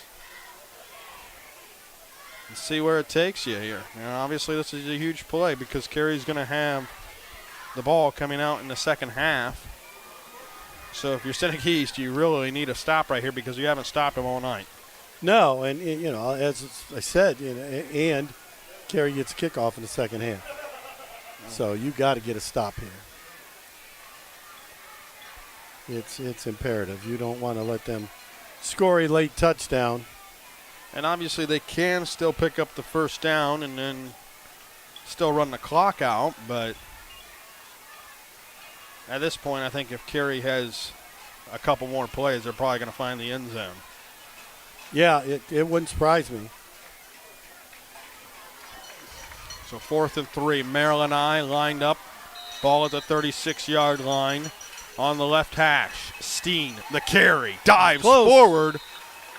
They're stopping the clock because they got then it's first down. It will be a first down. Now run the clock at 24 seconds and counting. And they do spike it with 20 seconds left here in the half. So now you still have that timeout in your pocket. 2nd down and 10. Do you continue running, Tim? Well, he's got a timeout left, so I think I would. I'd try to get Steen maybe on the perimeter. One more run. You know, I try to get Steen on the perimeter. You know, they've been running. Step out of bounds. They've run the ball a lot into the short side of the field, which allows him to get out of bounds. They're going to throw. Bo steps up, looking down the left side. Got him. Incomplete. Through his hands. He did indeed have him in the back of the end zone. I thought he looks like he dropped it. Did he get his hand on it? Yeah, I think he dropped it. He just dropped it. I mean, right in the he bucket. had his hand right in his eyes. The defender had his arm up right in his eyes. So it is a hard play, but now it's 3rd down and 10. Still that timeout. So you still got time. I mean, you can run something to the sideline, try to get out of bounds, or you got the timeout left. So they might run it here. They do indeed. And there might be a face mask, and there is. And that stops the clock. It was Tanner on the carry. He got to the 25, and he was brought down by the face mask. And that's a huge, unfortunately, huge penalty. Ethan Schultz got his hand on the face mask, so that's 15-yard penalty. So that's not half the distance. You got enough to mark the whole thing off. So that's going to put him on about the 7-yard line.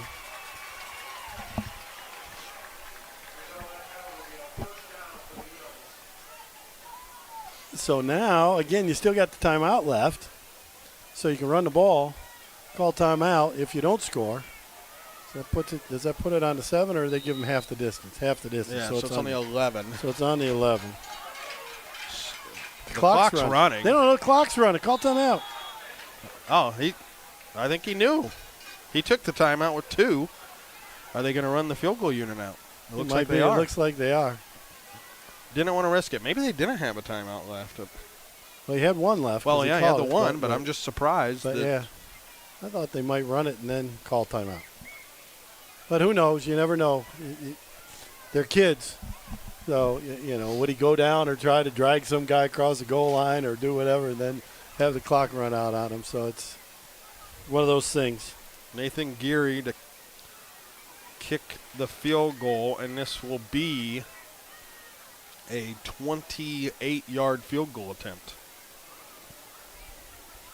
with 2 seconds left here in the half.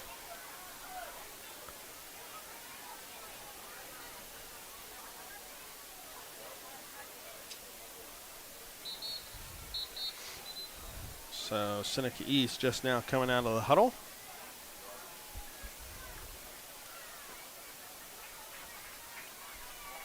And it'll be from the left hash. From 28 yards out. Tied at 21 with 2 seconds left here in the half. Snap is down. Kick is up. Geary drills it.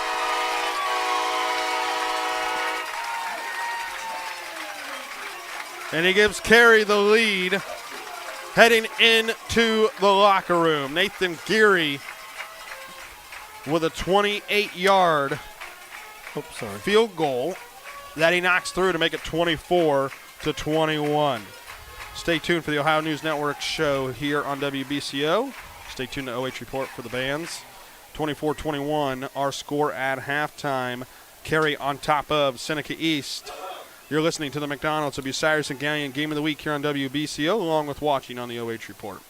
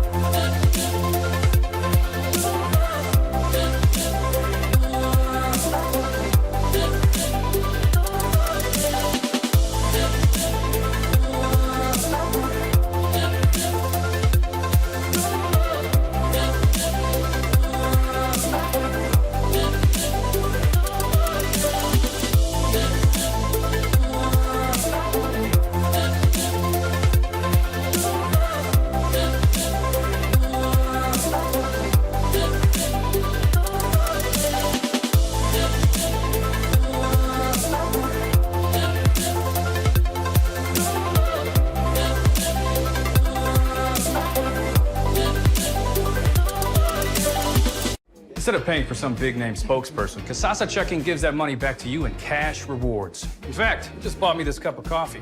See how that works? Amazing! Free checking, cash rewards. Take back banking with Kasasa.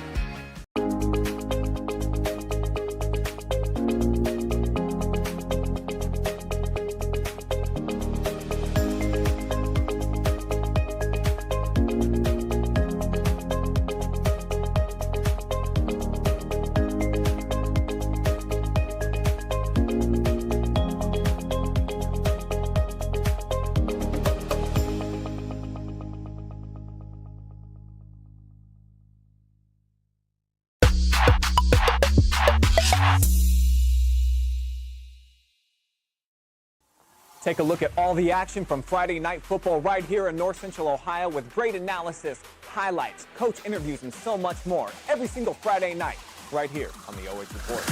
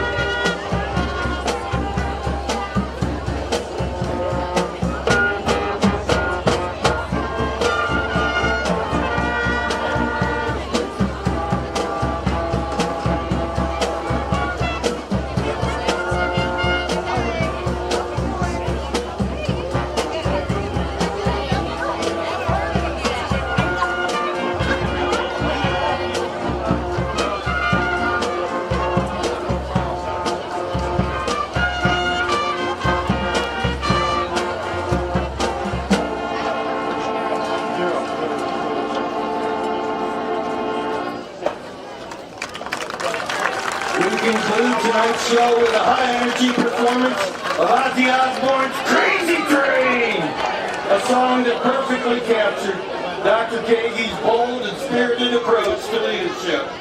Thank you, Dr. Kage, for your 11 years of service to our community.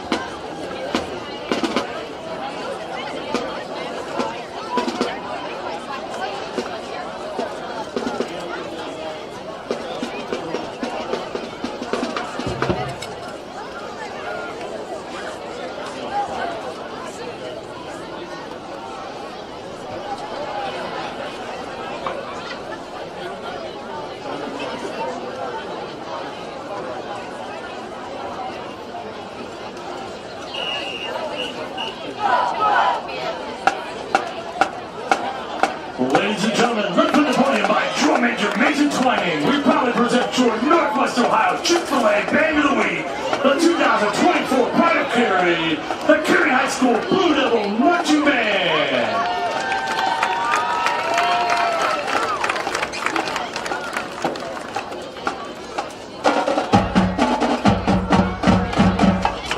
Tonight, we open our special halftime performance with a medley of Bruno Mars love songs. Starting off with Just the Way You Are, we conclude the arrangement with soloist junior alto saxophone Vincent Nickerson on When I Was Your Man. Here is Bruno Mars love songs.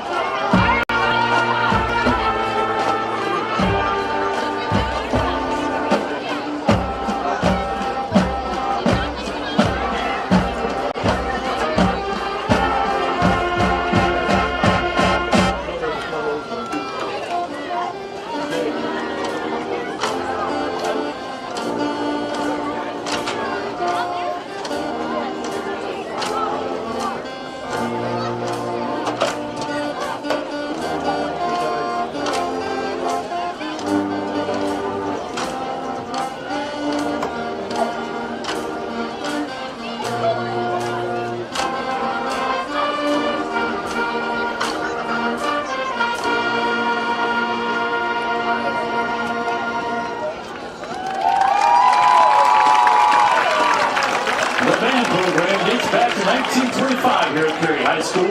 The Pride of Carey High School marching band made its premiere in 1928 in a football game versus Upper Sandusky. The Carey Band celebrates 99 years of spirited music. Ladies and gentlemen, we proudly present the combined 8th grade bands of Carey High School Alumni Band. Our first combined selection was a #1 hit on the U.S. charts and is a 4-time platinum single from Bruno Mars' second album, Unorthodox Jukebox, featuring elements of funk, new wave, and reggae, and our alumni and current majorettes. Here is Locked Out of Hell. Out of town. Number 9. We are here. Locally 12 distributed. seconds. CSS.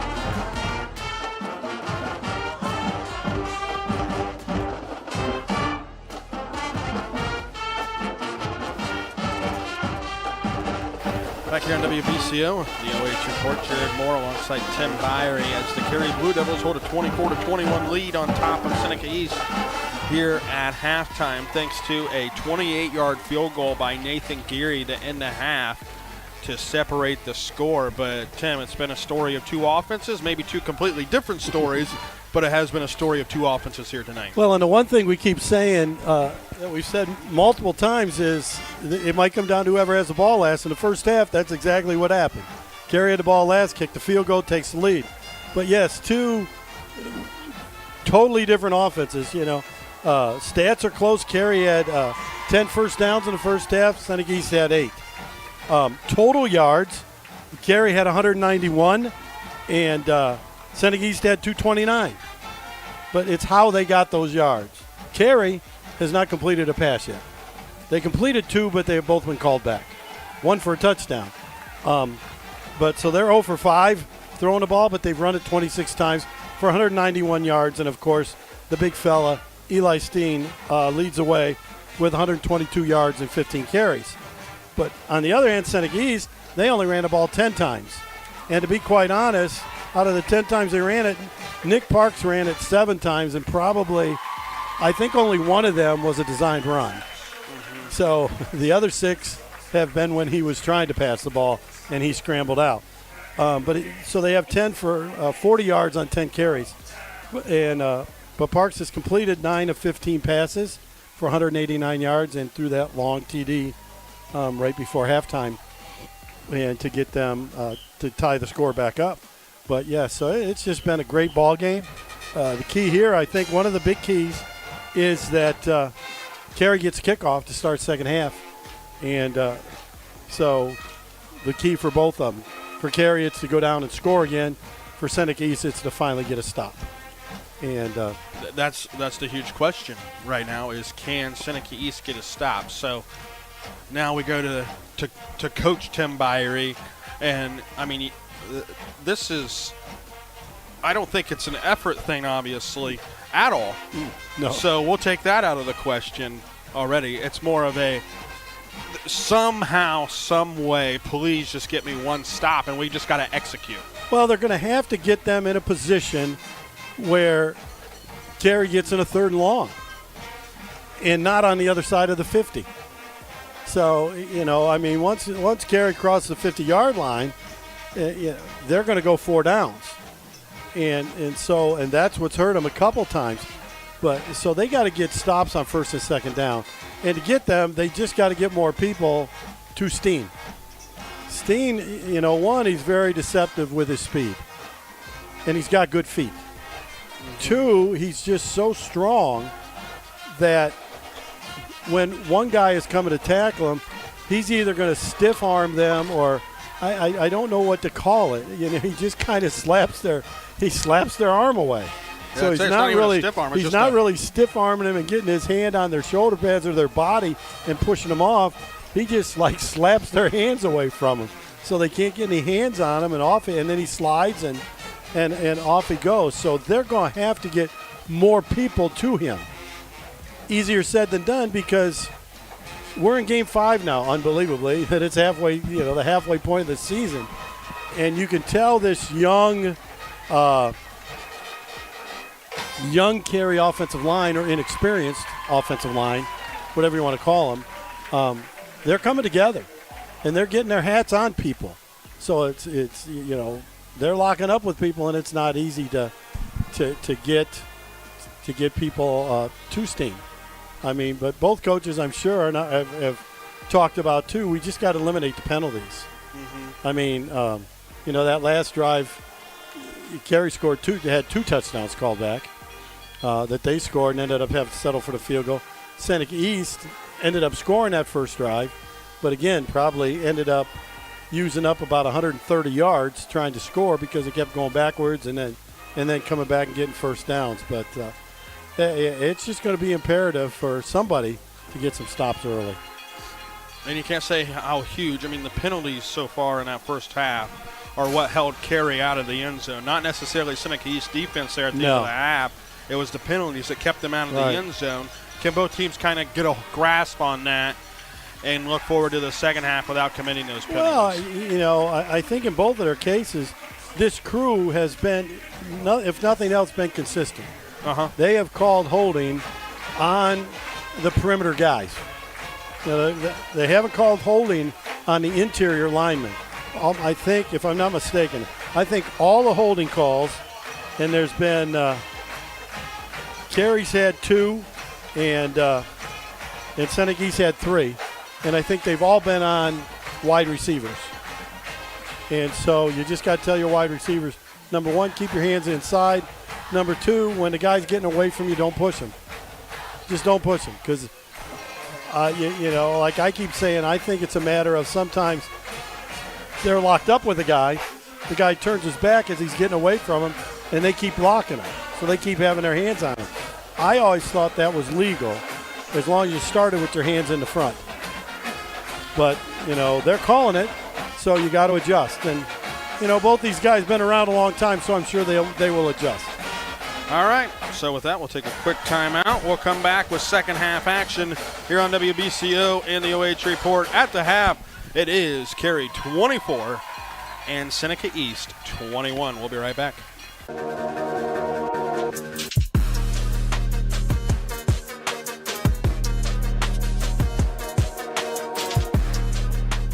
Instead of paying for some big-name spokesperson, Kasasa Checking gives that money back to you in cash rewards. In fact, just bought me this cup of coffee. See how that works? Amazing! Free checking, cash rewards. Take back banking with Kasasa.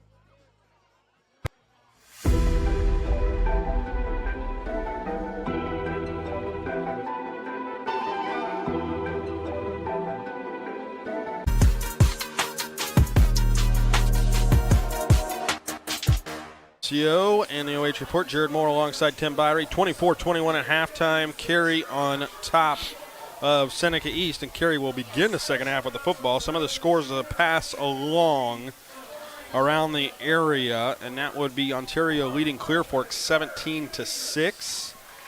West Holmes 14, Madison 7. Fredericktown 14, Mount Gilead 12. Go Freds. Upper Sandusky 17 and Wintford 13.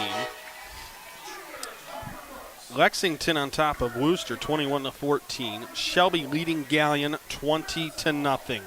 Wow. A little bit Centerburg of a surprise. 35, Loudonville 0. East Knox leading Cardington 41-6. Colonel Crawford 44, Buckeye Central 0. Mohawk 49, Bucyrus 0. Northmore 34, Danville 0. I see a theme here, Tim. Mm-hmm. River Valley 35, Pleasant 0. Wow. Upper Scioto Valley 22, Richdale 0. Highland on top of Harding 21-7. That's almost a surprising Little score. surprise there, yeah. And that's our scores around the area. So thanks to our friends over at the OH Report for some of those, along with our Crawford County Now score stream page. You can go on there and check all the scores from around the area, and it's a nice little feature there. So Well, the last couple kickoffs, this will be interesting. The last couple kickoffs, Seneca East has onside kicked, squib kicked, angle kicked. Their kicker's a freshman. He's kicked a couple out of bounds. So I don't know what they're going to do. It'll be interesting to see what Coach Phillips has his kicker do, whether we're going to try to pin it on the sideline or just let him try to kick it as deep as he can and see what happens. So 12 minutes on the clock. Start of the third quarter. Carey leading 24-21. I mean, and almost at this point, Timmy might as well just onside kick it every time and see if he could get it back the way the defense has been going. Yeah. Maybe a thought for the fourth quarter at least. Right. Well, the Bame kicks it towards the sideline again. Fielded at the 15 and running up to the left hash and hit and dropped. A huge hit. That was Aiden Cunningham on the hit, and on the return it was Lucas Smith-Hayward. I think that's exactly how they've been trying to do it. Replay on OH.REPORT, and they pinned it to the sideline. It didn't bounce out of bounds this time, and they got a lot of people to the ball carrier, and so now the Blue Devils will have a little longer field to go than they have their last few possessions. Ball on the 26, mark it on the left hash. Maryland I here for Carey. Tanner, the deep back. They'll feed it to Steen, the second guy in line, who pulls the pile forward across the 30 to the 31. And a gain of 5 there for Eli Steen on the first down play. And just what Seneca East does not want to happen. We were talking about, they want to really get them stuffed on first down and give Coach Merschman some things to think about. Do I want to throw on second and 8, but at this second point, and just 5. Keep the train rolling. I would give it to the big fella. Phoenix goes emotional, toss it to him. He bobbles it for a second, but then picks it back up at the 31, and he's spun out of bounds. Trip Phoenix on the carry. Maybe a gain of 1, or maybe they'll just mark it right back at the original line of scrimmage. It'll be a gain of a half a yard. 3rd and 4 here for the Blue Devils. And this is not, I don't think, 4-down territory, so they need to get this first down. Seneca East needs to get a stop. Everything's 4-down territory tonight, Tim. Might be. I formation. Big you're hole. not going to have to worry matter. about it anyway. Steen spins his way across the 45, and he's brought down at the 48. On the tackle was Nicholas Parks. That was just a huge hole.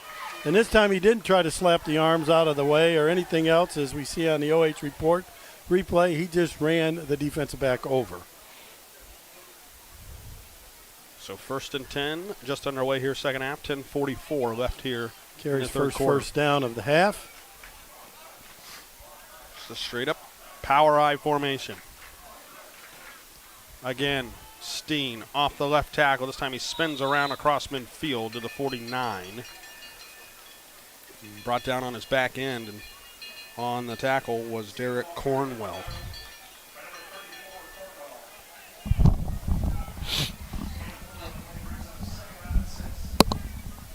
The scary thing for the N10 schools right now is Steen's only a junior. There are a lot of auto dealerships who still do not have inventory. That's not the case at Sorry Shutt about that. Brothers You cut out. Sales. Hold on. Shutt Brothers has the biggest selection of pre-owned SUV.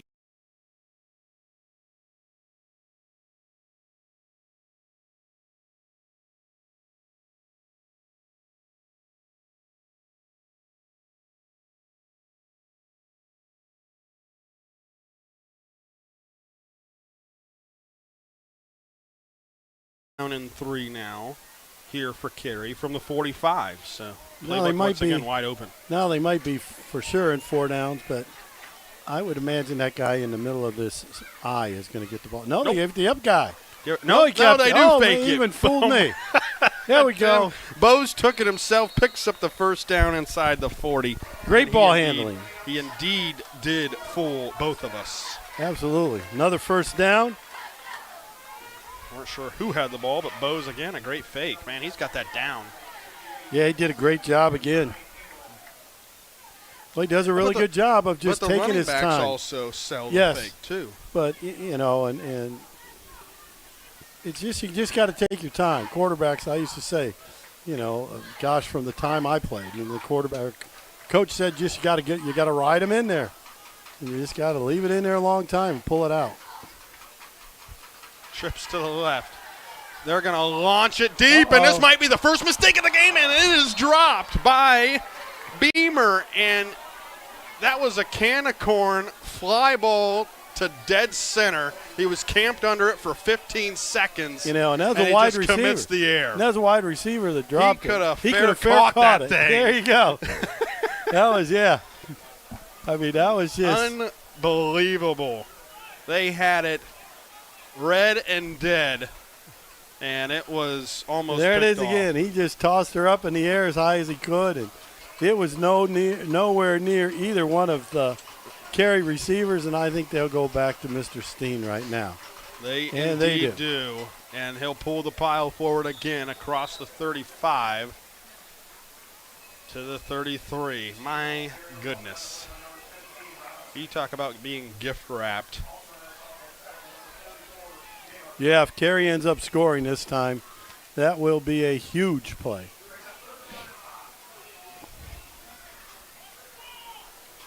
And Mr. Steen with 153 yards of rushing offense right now. 3rd down and 5 from the 34. They run it right up the gut, and they get the first down.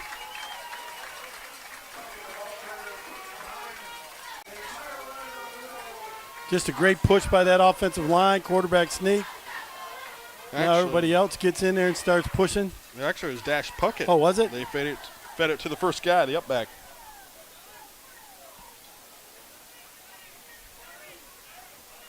Thank goodness we have replay, Tim. Yes. He's so close. I didn't even notice he handed the ball off to him. This time he'll fake it to him, feeds it to Steen, and Steen is cut down at the 25. So just a gain of 1 yard here for Eli Steen.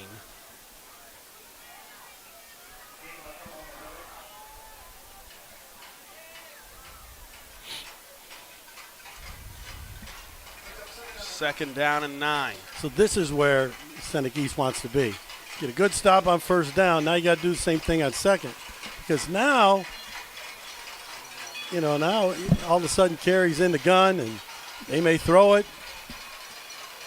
Nope. Or they may hand it to Steen. Shuffles the feet to the outside. He's dragged down from behind. Yeah, he couldn't get that stiff arm out there. He got good penetration by Seneca East and got him to the ground quickly. Right at the line of scrimmage, 3rd down and 9. Again, probably fair 4-down territory, so again, do you run the ball here and try to pick it up 2 times?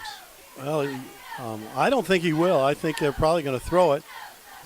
They got a couple skinnies coming out there. Took a couple of the bigger guys out. If Steen is still in the game, and he is, I wouldn't be afraid of throwing that flare pass to him. Mace Puckett goes in motion. They are going to carry, and again brought down shy of the line to gain, but they'll pick up a couple more yards to get to the 21. So it's going to bring up 4th down and about 4 or 5 yards here for the Blue Devils.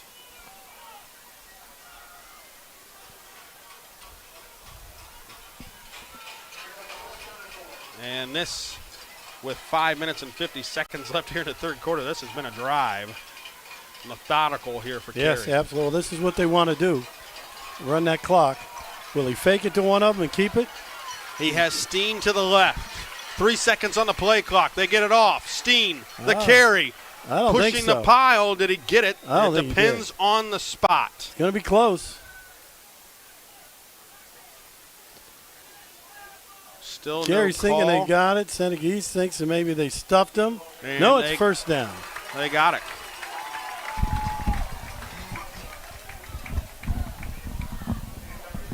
Just enough. But they are going to measure. Oh, they're going to measure it now. That one official appointed and said first down. Yeah, he sure did. And then the Hopefully ref kind of waved his hands. Hopefully I don't have to cross off all this stuff. I like trying to keep my stats neat. I'll just keep it down for next time. It'll probably be the same Yeah. thing. So critical spot here. Oh, it looks like there's not much to stretch there right now. Let's get that chain down. No, it's first down. It's first down, definitely. Length of the football. No doubt.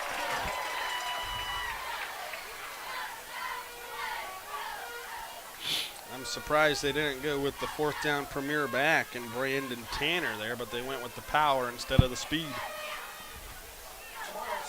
So, and this is where you're starting to really kill your opponents because you've taken up over half the quarter and you still have the football. Yeah, more than half the quarter, and it's just, here they go again. Now they give the little Tanner, speed guy out there. and he's tripped up from behind, and a brilliant tackle by Jackson Gayhart, who was able to grab him by the feet and take him down. Yeah, got him before he could get to that corner. Still got a gain of 4, but maybe 3.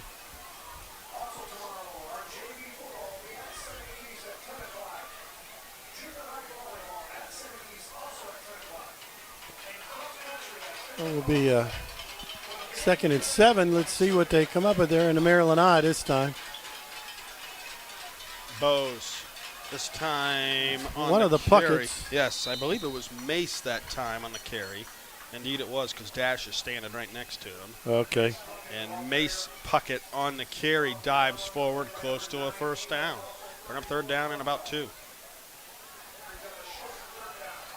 On the left hash, they're inside the 10-yard line. You know, and this is just what Seneca East didn't want to happen. It's getting closer. It's going to be over 8 minutes that they've had the ball. Fake at the steam. Oh, he's got a lot of Tanner them. turns the corner. He's in. Dives. Touchdown.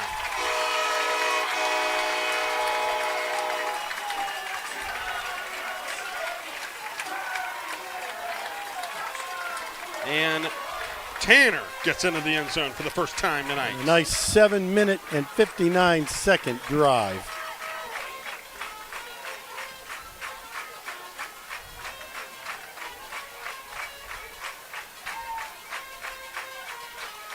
So a 4:01 left here in the third quarter. Extra point is good. It's a 10-point game. 31-21. Carey on top. 4:01 left here in the third quarter. You're listening to high school football here on WBCO along with watching on the OH Report.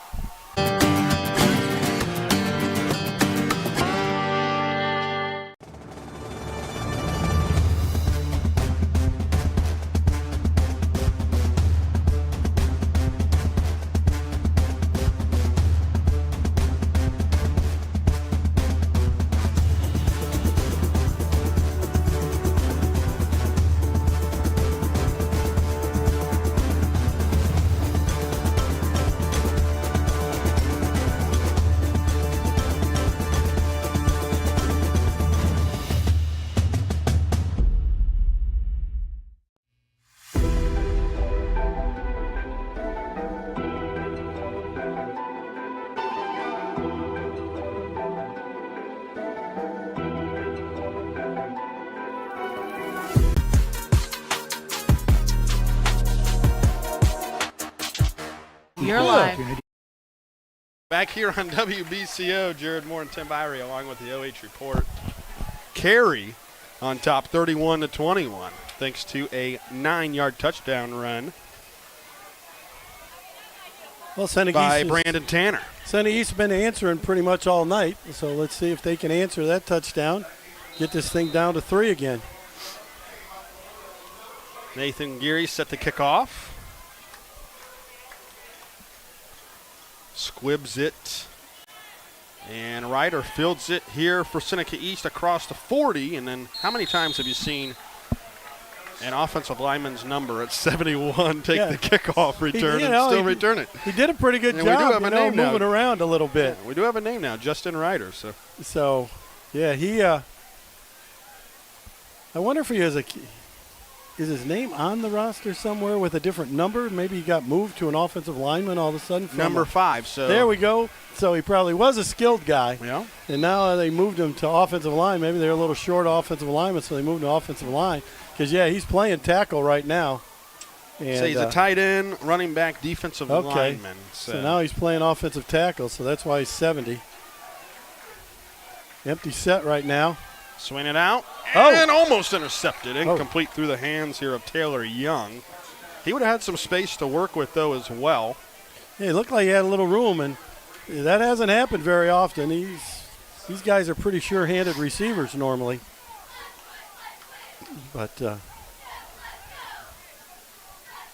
unlike, Carey worries when it's 2nd and 10 a little bit because they want to just continue to run the ball. I don't think really Seneca East doesn't worry about that at all. They don't worry about it, no. The only thing that they're worried about now is that there's 3 minutes and 52 seconds left in the third. No, they run it right down the seam. It's caught by Taylor Young, and he gets across midfield. Is that a flag on the far side? No. I don't think. There's just something in the grass, but he gets to the 49 and picks up the first down nice here job. for the Tigers. Just faked it, ran a nice little slant pass, delivered it on time for a first down. First down of the second half for Seneca East. And they got the ball on the good side of the field for them. So let's see if they can finish up this drive. 1st and 10 from the Carey 49. They'll bunch them here on the right side of the line. Twins to the left. Fake the handoff to Gayhart. Parks is going to roll out. Launches it deep. There's got to be a flag, and there is. Yes, indeed. Yes, sir. No doubt that there was a flag there. You could see him tugging on the back of Young's jersey. It had to either be a hold or pass interference. It's just whether they decided the ball was in the air. And they gave him the pass interference, so another first down for Seneca East. And they're right back in scoring position here. And indeed, we agree with the flag against Carey, so. So the penalties are, they're still pretty even.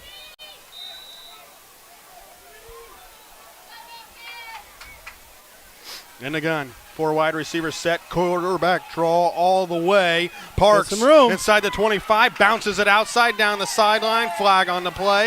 He's to the 16. And pending the flag, this is probably coming back. If this has been like any of the other ones, usually that flag means one of the wide receivers were holding. It had to have been past the play, though. That's what it looked like. Looking on the replay, it didn't look like it was behind it. Had to be in front. Yeah, sometimes I wonder why they even throw those ones if it was. If it has no effect on it, right? If the play's already by them, I don't know. Some guys will say it's a hold is a hold. Doesn't matter when it happens, but, you'd like it to have some kind of effect on the play. So 1st and 11 here for the Tigers. At least it came far enough down the field where they really only ended up losing a yard. Pistol formation. They toss it to Schultz. Nowhere to go. Logan Summit, the first man to the football. And Schultz is dropped for a loss back at the 39. Yeah, they just can't get that running game going. For Seneca East, it's not a matter of, that you have to have a great running game, but you just got to be able to gain a few yards every now and then on the run. And they're just not able to do it. But boy, they better hurry up and line up onside. Yeah, they got one lined up right now. They get set. Parks dancing around in the backfield, rolls out to the right, steps up, and he will not get out of the grasp of Dash Puckett, who drops him back at the 40-yard line. A loss of 1. He starts scrambling. He's been pretty successful on most of those scrambles, but this time he just couldn't find anyone open. And so it'll bring up a 3rd and 15. Now, they don't have to get the whole thing back. They're in good field position, so they got a 4th down to work with if he can just get half of it. they'll be in pretty good shape. Third down and 16 from the 40. He rolls out towards the left, steps up. Got him. Slings it, and it's caught right at the first down marker. Going to be real close. And looks like he's giving it to him. Beamer will totally redeem himself from that drop interception and picks up the first down. Yes, huge first down to keep this thing alive and keep them right in the game. And Nicholas Parks goes over 200 yards of passing with that completion. Yep, threw for over 240 last week. That's about his average. Quarterback draw again. And again, he's spun down into the red zone. Go the Tigers to the 15-yard line. 31-21, Carey leading, 45 seconds to play here in the third quarter. Second down and 1, they'll mark him just shy. Yeah, they've executed that play pretty well tonight, especially in this half. I think he had one earlier for a really good game. They'll run it. Gayhart spins out of a tackle. He probably gets it here. He got the first down. Just enough for the first down. And he worked very hard. Now you go back to the pass. He worked very hard to gain 2 yards.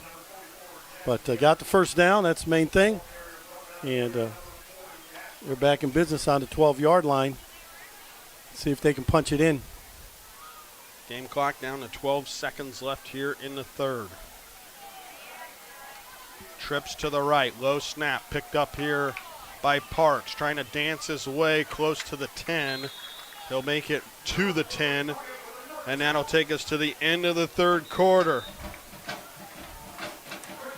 Carey controlled the ball for almost 8 minutes. They get a touchdown with 4 minutes to go in the quarter. They control the game at the moment. They lead it 31-21, but Seneca East in the red zone looking to get back in. Fourth quarter coming up here on WBCO and the OH Report.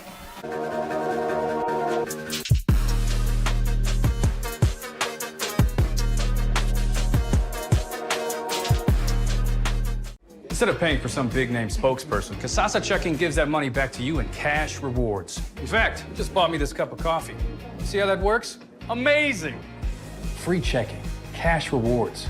Take back banking with Kasasa.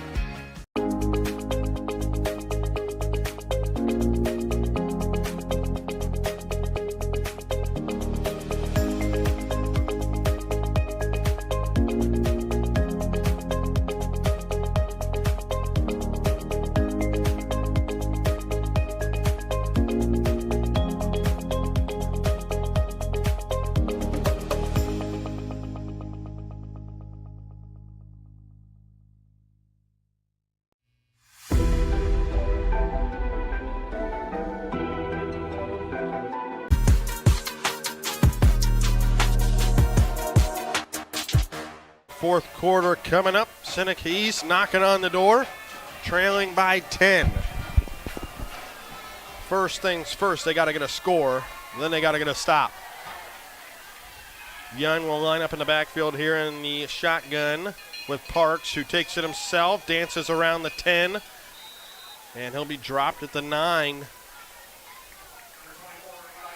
So just a gain of 1 there for Nicholas Parks.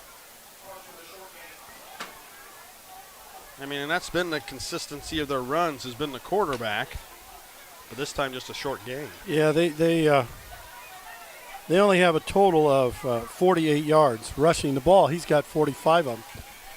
Well, I thought he gained more yards than that. But third and 7, pressure coming, lobs got it, him, corner got him. throw, and Oh, just out of the reach of Beamer. And bring up fourth down.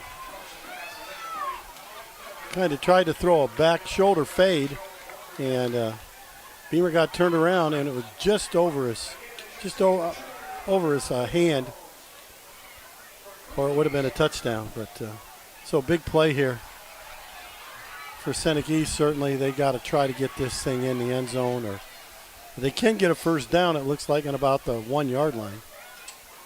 And this is where that field goal comes into play for Carey too. I mean, Gives them a 10-point lead.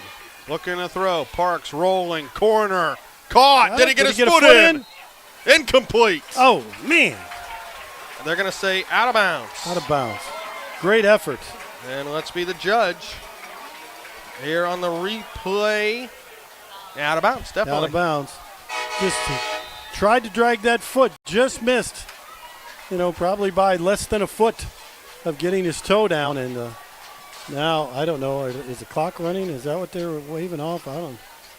It's at 10:59 at the moment. So they're going to talk it over, see how many seconds they're going to put back on the clock. So Carey gets their second defensive stop, though, Tim. And obviously that's been a difference in the game, is the 2 stops by Carey's defense, and Seneca East has yet to stop Carey's offense. And obviously the last drive took up 8 minutes, and you think that took a long time. We'll see what this drive does here for Carey. Well, this is really important for Seneca East defense to try to get them You almost have to off get the a 3 field. and out. I mean, yeah, they could really use it. So they're putting some time back on the clock now. 11-12 at the moment. So, yeah, they definitely don't want to allow Carey to go on one of those 7 or 8 minute drives again. A very unusual third quarter. Each team just had the ball once. Oh, they faked Keeping the it handoff again. to the left and then worked their way to the right. I think it was one of the Pucketts on the carry. And nope, it was Tanner. He gets out of the bottom of the pile. About a 4-yard gain for Brandon Tanner. 10:48 and counting. Like I mentioned, Tim, you thought the last drive was slow and methodical. Yeah, well, they had like nothing more than this one to be even slower and more methodical, but they continue to drag the pile. Oh, he popped out of it. And coming out of it is Puckett. It's Dash Puckett dashing down the sideline inside the 30 to the 20.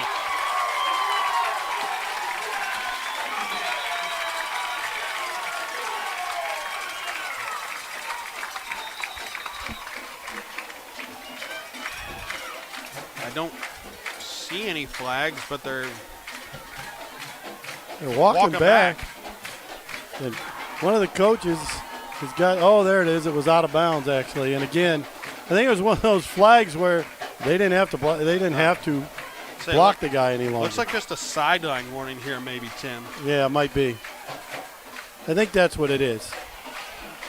Because, yeah, the guy he was after wasn't in the game.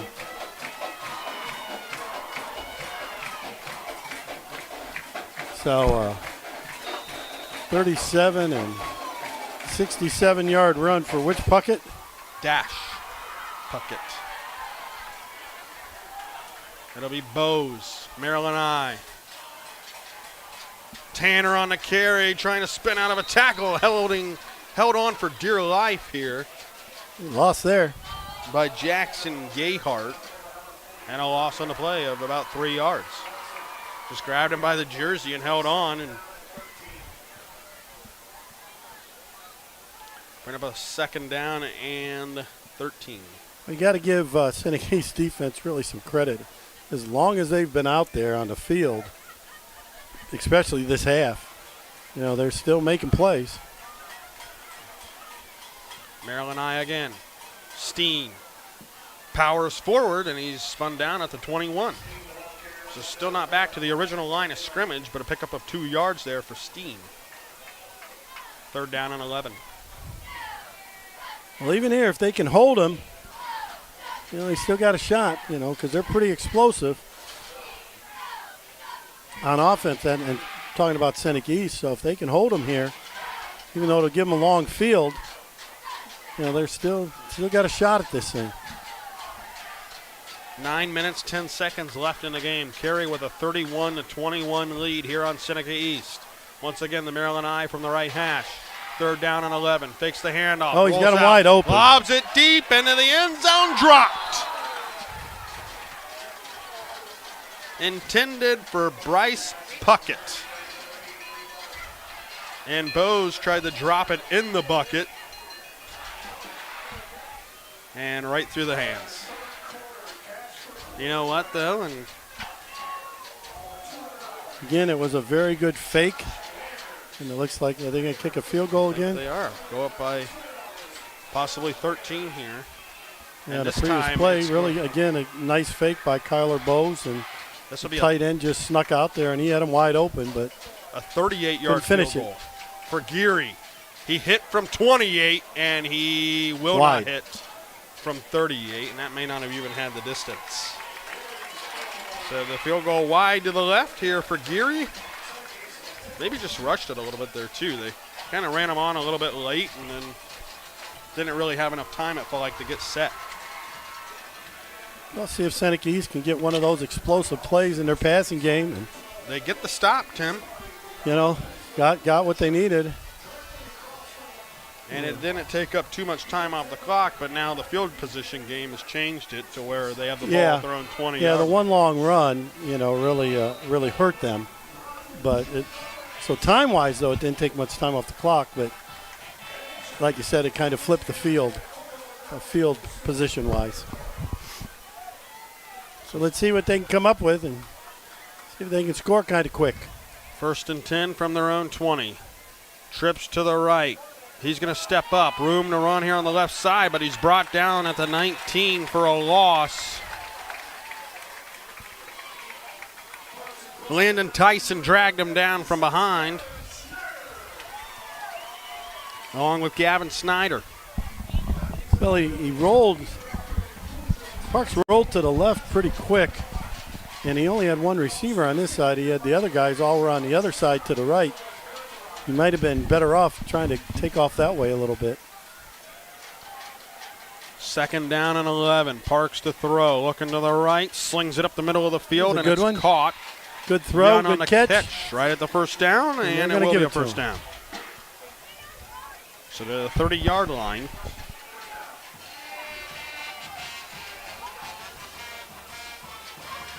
And 8 minutes left here in the game. That is the 5th first down of the half for Seneca East. Seneca East trailing by 10. Looking to make some magic here, and it's Short Hops, the receiver, who was standing at the 40-yard line, intended for Beamer, incomplete.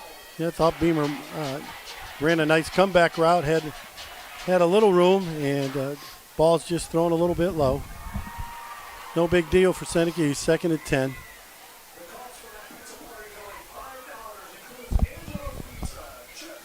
Second down and 10. Twins to the left and the right. He steps up. This is a QB run all the way.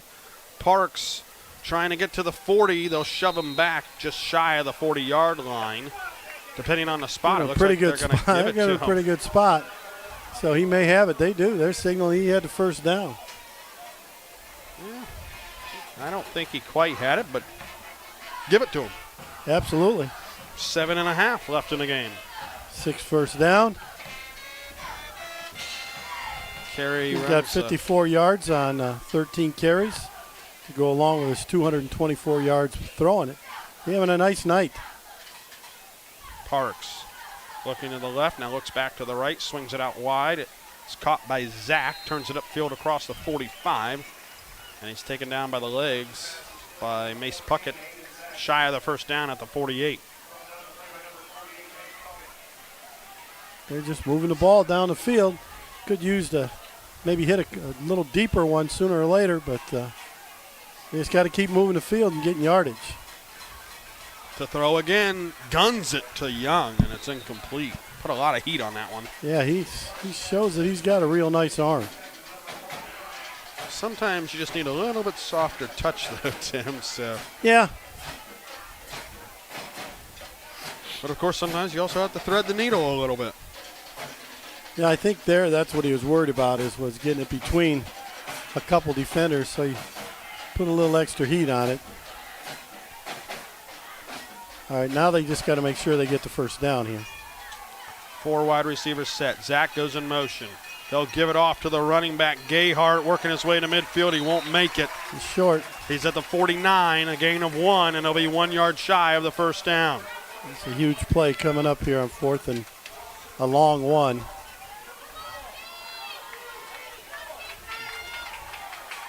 So 4th and 1 and what pretty much could be the ball game. And you look for Parks to keep it. He does indeed. Parks. They're pushing him. Second They got effort. him. He got it. There we go. First down. Across midfield to the 49. Not sure Parks had it to start with, but he got a little help from his friends pushing him, and his strength and their pushing got him the first down. Got to keep getting. They're going to have to pick up and go a little faster here. Even though there's 6 minutes left, they need 2 scores. Yep, trailing by 10. Parks looking to the right, chucks it. Young, right sideline, jump ball incomplete. Nice coverage defensively Parks down showing there his by good arm. Trip Not Phoenix. nice coverage. And threw up a jump ball, and it was just defended. Defended really well. But you said at some point they're going to have to start pushing it down the field. They had to take a shot, just because the clock was running, and they're down to under 6 minutes now. Yep, 5:52 left in the game. Empty set here for Parks. Zach goes in motion, left to right. They'll fake the handoff to him. Lobs it across the middle of the field. Beamer makes the catch, turns it up across the left hash inside the 35, and grabbed and brought down at the 32. Rylan Beamer with the catch. So a nice job by Breiler there making that catch and give Seneca East another first down.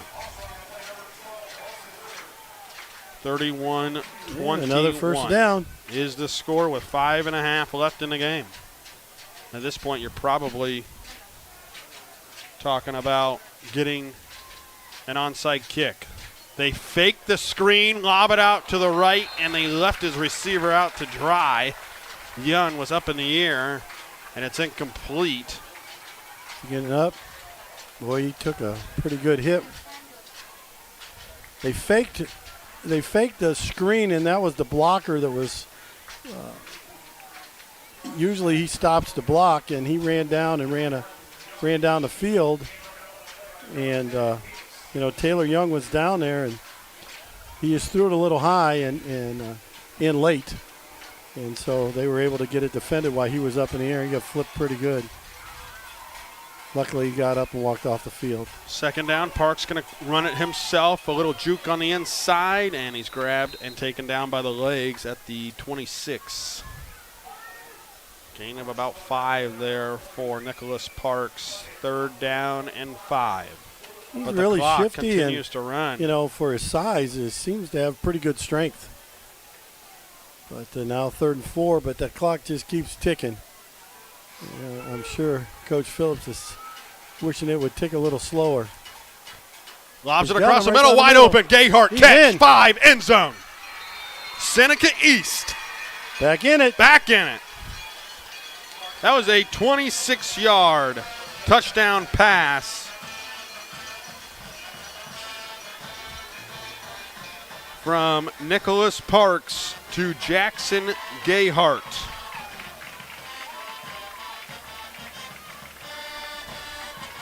.440 left in the game. Gayhart just ran a seam route right down the seam and got in between the zone, and there was no one in front of him.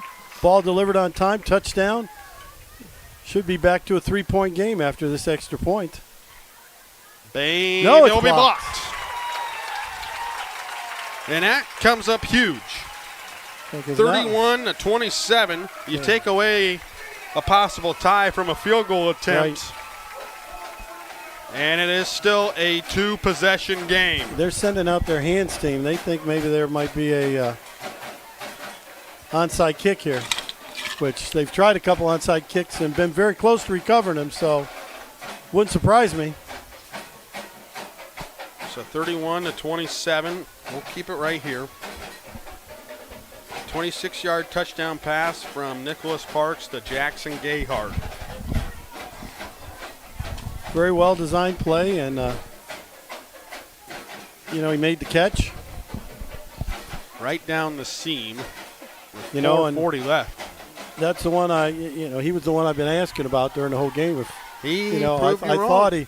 thought he was open a couple other times and they didn't throw it to him. I wondered, if they didn't have any confidence, but he looked very confident catching that ball and running into the end zone for the touchdown.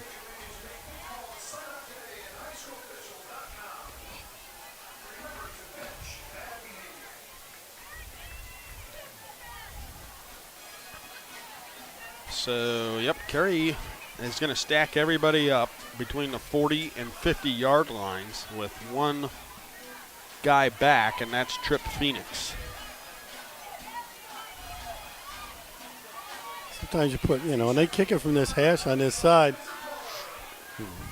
Phoenix is lining up right in the middle. They might be better off just kicking it down this side and trying to recover it over the second row there.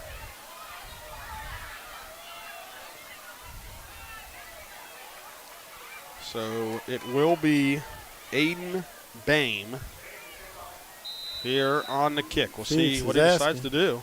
Phoenix is asking if he should move over further. They do. No, good recovery. Kick it short. Recovered at the 46. That's why they're called the hands team. Nathan Geary on the recovery. There for Carey. So Seneca East still with 3 timeouts. And Carey with 4 minutes and 40 seconds to work with and see if they can run out this clock. Yeah, they probably don't have to use a timeout right yet. It's just maybe wait till after they get the first couple of first downs. Yeah, maybe one first down, but it's just, personal preference. At the same time, if you don't use them right now, you might short yourself when you do get the ball back. Maryland they bring the pressure. Steen hitting the backfield. He'll drag the pile for maybe a half a yard to the 47. And Coach Phillips is not using it yet. I mean, obviously, for Seneca East, just sell out on the run. And that's what they're doing. They brought most of their linebackers came flying in. Where they got to be really careful on that is that Bose has been pretty good about, faking it and taking off with it. And so you got to be careful he doesn't do that. Maryland once again here for Carey. The deep back. It'll be Tanner. Good stuff again by Seneca East. Right at midfield, I believe Phillips is going to keep the timeout in his pocket again. He still has all 3. Ball right at midfield, 3rd down and 7. If they don't go anywhere this time, he may use one. 3rd down here for Carey, who leads 31-27 with 3:25 left in the game. In the last 2 drives, they've been pretty good on this 3rd down to get it to a short 4th down. See what they come up with.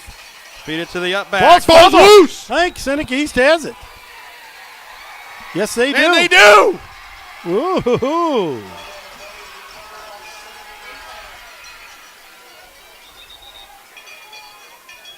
And my goodness. Boy, does that change things.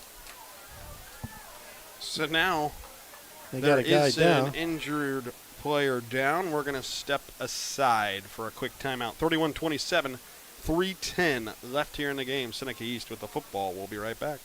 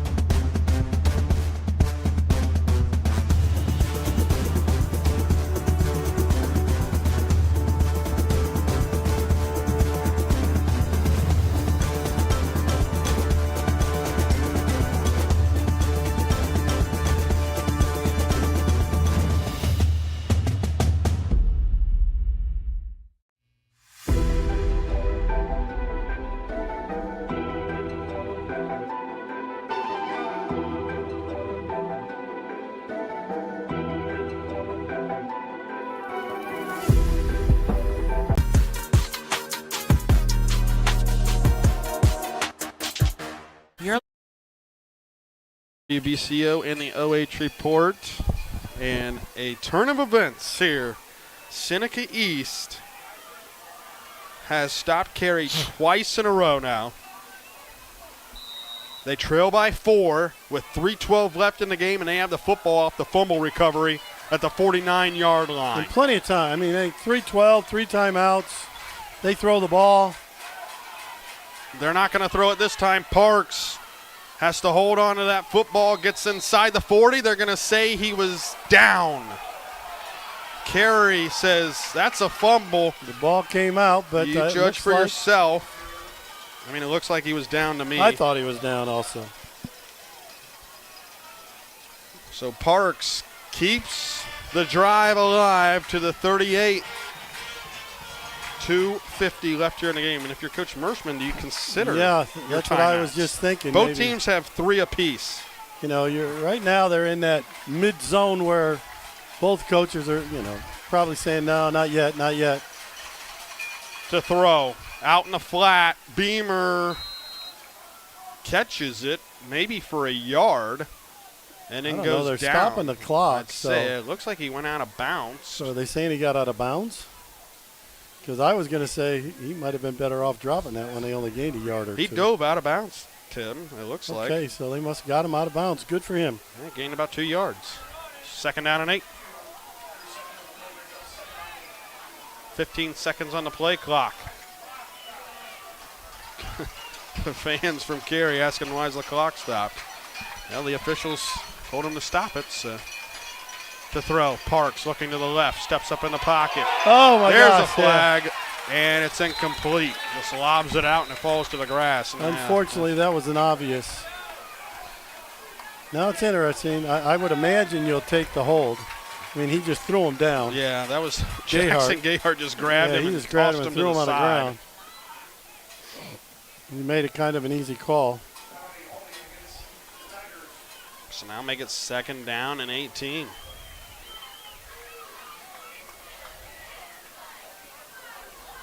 Huge penalty. Yeah. Ball all the way back to the 46. 31-27, Seneca East trailing with 2:22 left in the game. They have the ball 2nd and 18 from the Carey 46-yard line. Carey needs to get some more guys over here. To throw, looking long down the right have side. Oh, incomplete. Maybe a step too far. Just out of the reach of Beamer's hands, incomplete. And that'll bring up 3rd down and 18. You got to at least consider getting a little bit of this yardage back, Tim, here to make it more manageable on 4th down. Yeah, exactly. You want to get at least half of it. Get 8 or 9, 10 yards here. So it's a little bit more makeable 4th down. 2:16 left in the game. 3rd down and 18 from the 46. Parks to throw, dancing in the backfield, runs out to the left, fires the ball, and it is caught at the 31 by Young. Now it's very makeable. And it will be 4th down, clock running with 2 minutes now. That'll be about 4th and 4. So right here, this is the ball game. Heck of a catch by Young.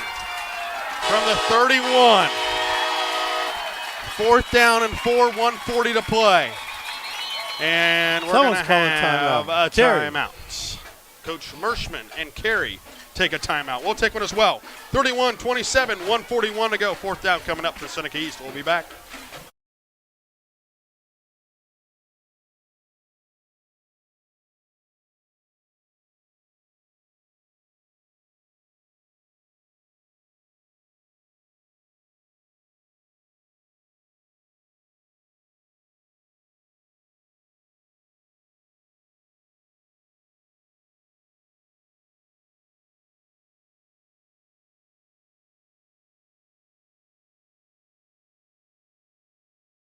BCO 31-27, Carey with the lead. 1:41 left in the game.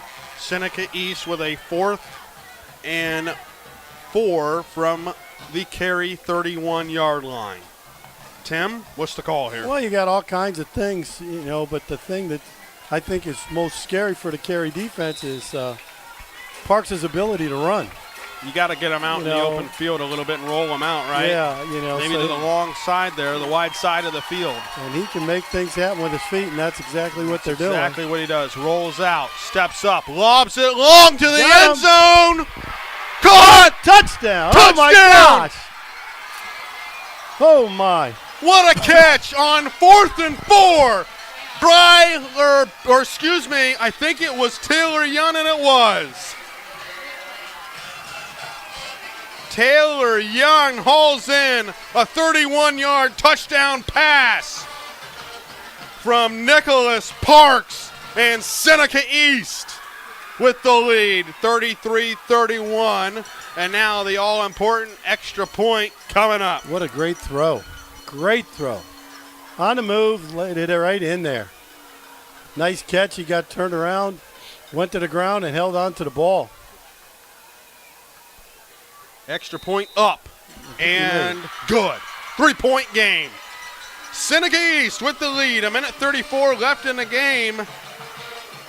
We'll take a timeout here on WBCO and the OH Report.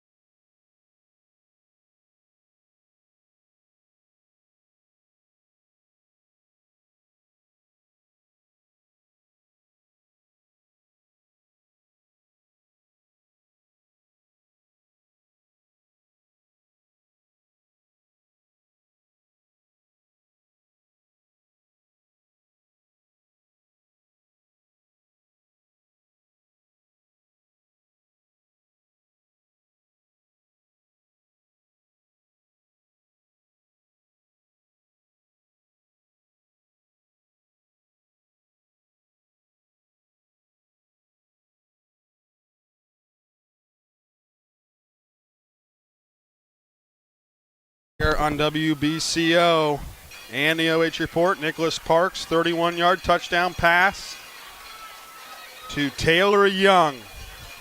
And Seneca East with the lead, 34-31 with 1:34 to go. 2 timeouts left here for Carey. Carey has their hands team in there again. They're expecting another short kick. You got to kick it deep here, right? I would think you would try. Let's see what they come up with. Squibs it. Oh, my goodness. They may not. Did Seneca East get the They may football? have got it. Their sidelines acting like they got Carey has it. The official points to They Carey. point Carey. That's a surprise there. I want to see this. Well, the way the celebration was going on the sideline, it didn't look like there was any way in the world Carey had that football.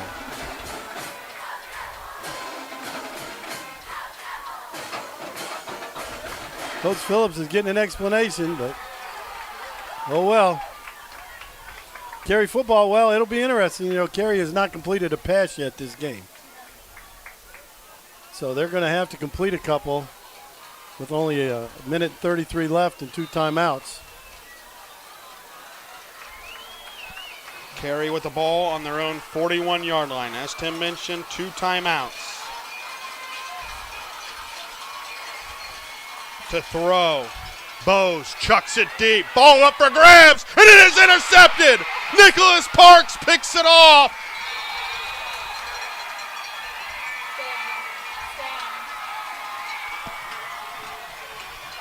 He throws the touchdown. He gets the interception. And Seneca East is 123 away from a win here tonight. Well, Bose just threw it up for grabs, and right down the middle of the field, and Parks just did a good job of playing center field like good safety does, intercepted the ball, and with 1:29 and only 2 timeouts left, they can probably just take a knee. And there's an injury on the field. We'll take a timeout and step aside. 34-31, Seneca East with the lead. 1:23 to go. You're listening to high school football here on WBCO, along with watching on the OH. This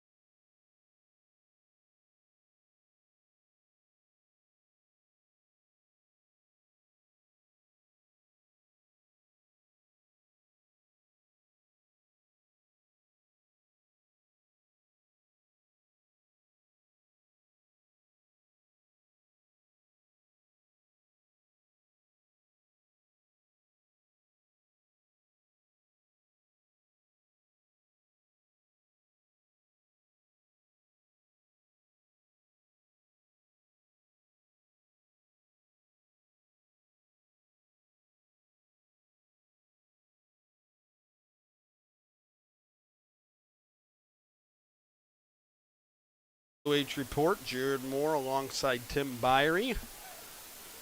Still have a injury situation here, but then able to walk off.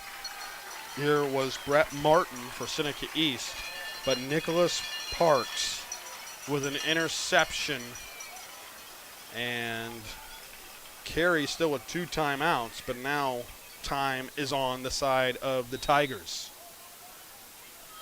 Now can they hang on to the football? Parks runs it himself. Along the right side, dragged down. Inside the 30, back at the 28. And Tim, I mean, just complete silence over here on this side of the field. They are shocked right now here in Carey.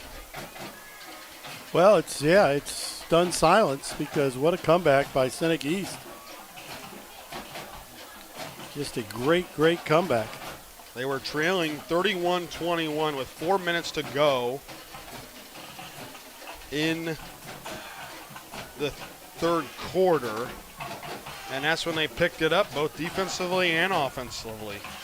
Absolutely. 26-yard touchdown pass from Parks to Gayhart with 4 minutes 40 seconds left in the game.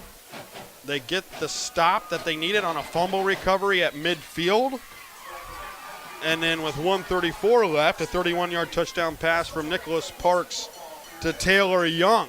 I just really been impressed with with Nicholas Parks. He's really led his team, done some great things, both running it and throwing it.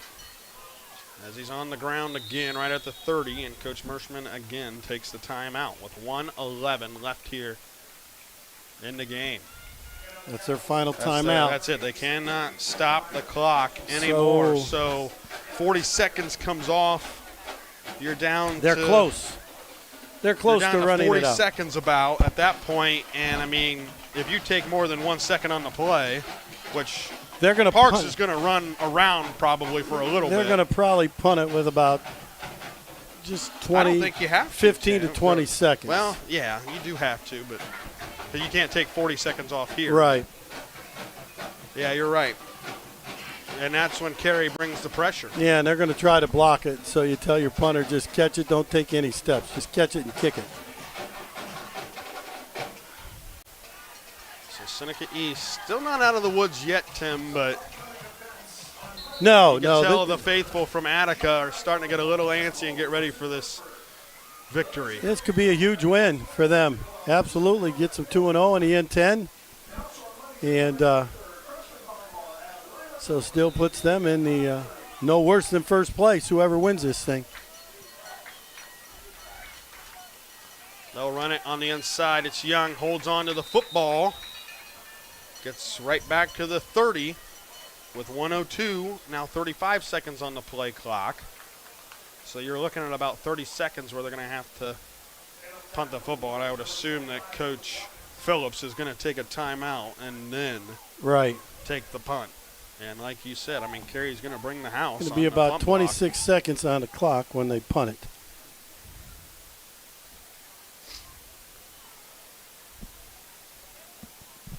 And really, we have yet to see a punt tonight. So no, you're correct there. And they do indeed take the timeout. So 27 seconds on the game clock. So this will be Carey's final opportunity with 27 seconds. Seneca East with a 4th and 12. So, I mean, and you've seen them, Tim.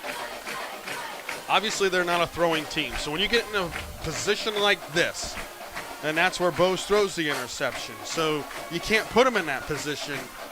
And if he makes a play, he makes a play. But for Seneca East, they're in prime position, obviously, to get this win. I mean, well, I don't really think there's any doubt, you know.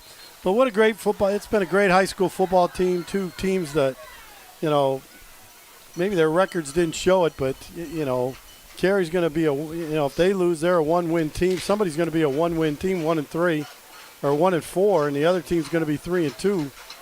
And, boy, two good football teams. Trip Phoenix back standing at his own 35 to field this.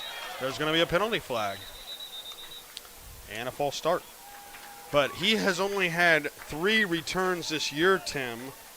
10-yard average, only 31 yards total. So I don't know. But he can be dangerous, I would assume. He is backing it up, so it is a 5-yard penalty. Back to the 25. So Carey, I mean, and they do have, I mean, he tried from 38 and missed. Nathan Geary hit a 28-yarder. So if you could get it within there, I mean, you could try it again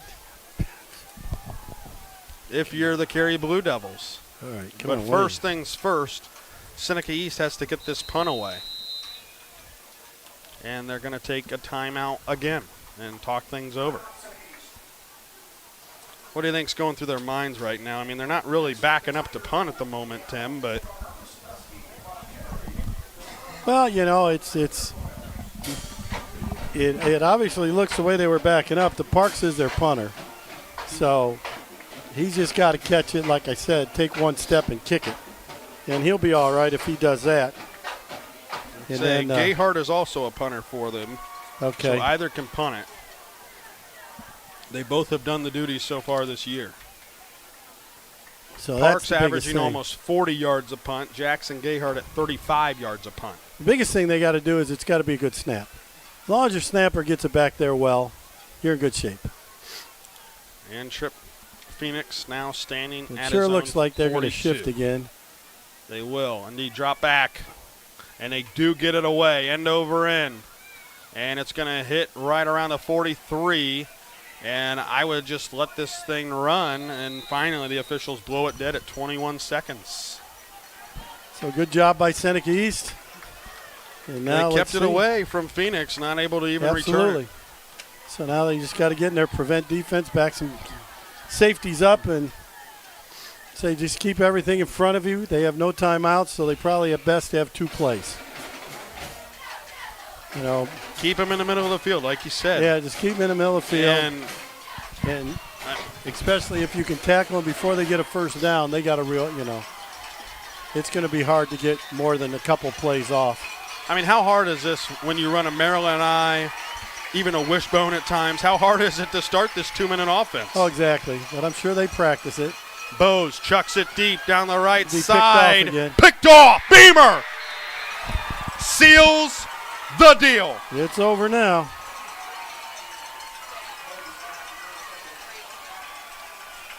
And there will be no drama here tonight.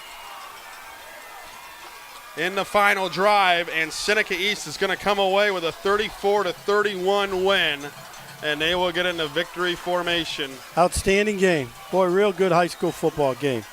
Shame either team had to lose, but that's the way it goes. And the Tigers will move to 3-2 on the season. Carey will fall to 1-4. And Coach Phillips takes another timeout.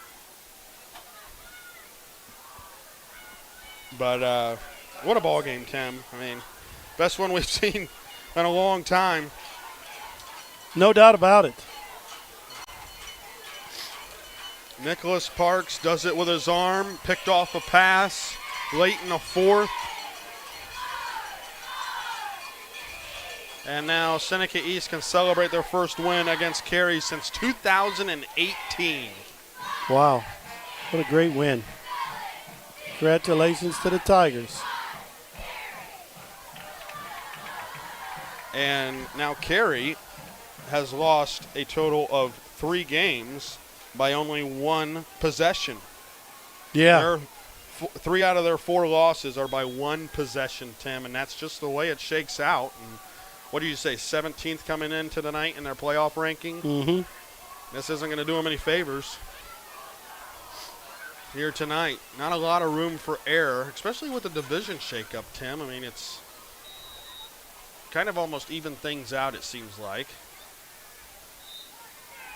And that'll do it. Parks takes the knee, and Seneca East beats Carey here tonight. Your final score, Seneca East 34, Carey 31. Coffee! I can't wait for golf this weekend, huh, buddy? Time flies. Love you, man. Oh, don't forget your knee brace again. We aren't in college anymore.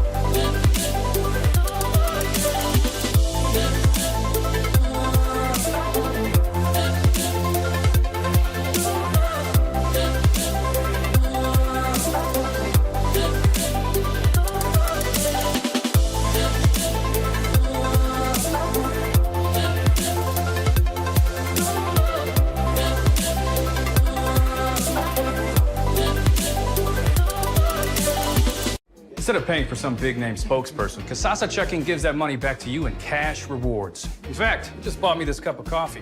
See how that works? Amazing! Free checking, cash rewards. Take back banking with Kasasa.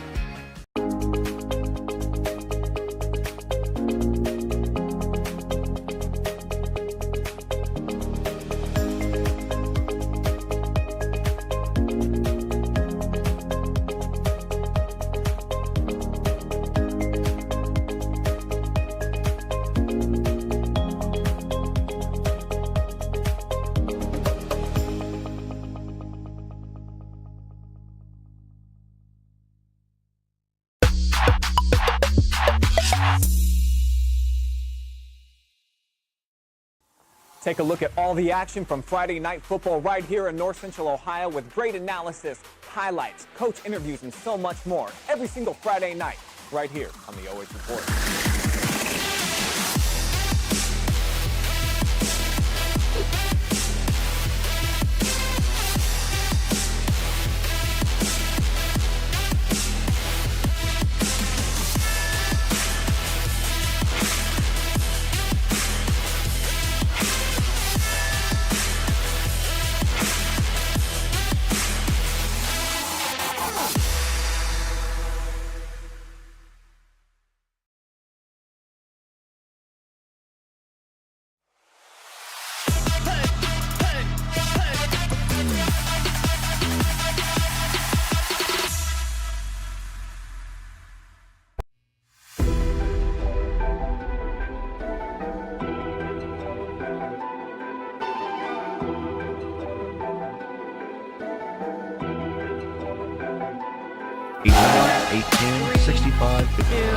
You're live. What a game here from Carey as the Seneca East Tigers come away with a win here tonight over the Carey Blue Devils. And they don't only come away with a win, they earned a win tonight over Carey. 34-31 is your final. Tim, that has probably got to be the best football game we have seen in a long time here on WBCO. Absolutely. And Nicholas Parks basically, I mean, and you'll go over the stats here in a little bit, but he was the offense for Seneca East basically all alone, and then he gets the defensive interception at the end of the game along with Bryler Beamer as well. But, man, what a game. For both teams, outstanding, but Seneca East comes out with a win. Yeah, both teams played really well. You know, we kept saying that Seneca East needed to be able to get a defensive stop, and, you know, they finally got one. You know, and then we're able to get down and get two scores and get the scores when they needed them. And so what a great game and a great win for Coach Phillips and the Seneca East Tigers. But you're right. You know, it's Nicholas Parks. He had 392 yards of total offense, and the Seneca East Tigers had 396. So, I mean, other than Jackson Gayhart, he ran for 7 yards, but then Schultz lost 3 yards. So the rest of it was Nick Parks, running and throwing. And his receivers obviously did a great job of catching the ball, making plays when they needed to. But what an outstanding game. High school football game. Two proud programs that have been good in the N10 for a long time. And so that's probably how it should have been. And, just to kind of go over this game, it was 7-7 after one quarter of play. Beamer with a 2-yard run for Seneca East. Steen with a 1-yard run for Carey. Carey would take the lead at 21-14 going in, or 24-21 going into the halftime as Nathan Geary hit a field goal. And from there you thought, well, Carey hasn't been stopped on offense yet. Seneca East has yet to do that defensively. They hit the field goal. They get the ball coming out of halftime. Is Carey going to start to kind of work their will, run the clock, which they did. They ran the clock for almost 8 minutes before they finally scored their first second-half touchdown. But they had the ball the entire time. It was a 9-yard run by Brandon Tanner to make it 31-21. So you think, uh-oh, here we go. It's all Carey. And then Seneca East responds. Yeah, maybe it was a full 12 minutes almost later, but Nicholas Parks with a 26-yard touchdown pass to Jackson Gayhart to make it 31-27. The extra point was no good. It was blocked. And then they finally, Tim, with just over 2 minutes to play in the game, maybe 3 or so minutes, even without taking a timeout, they get the stop they need. They get the fumble recovery at midfield. They take it in for a score off a 31-yard touchdown pass, and it was 4th and 4, Tim. So you're talking about the ball game, a 31-yard touchdown pass from Parks to Taylor Young, and that was the game at 34-31. And then they sealed the deal with a couple interceptions late. And, I mean, like I mentioned earlier, you get Carey into a passing situation, Tim, and that's exactly where you want him, and that's exactly where they had him with the final minutes in the game. Oh, we're gonna step aside from the OH report, so stay with them for their post-game interview.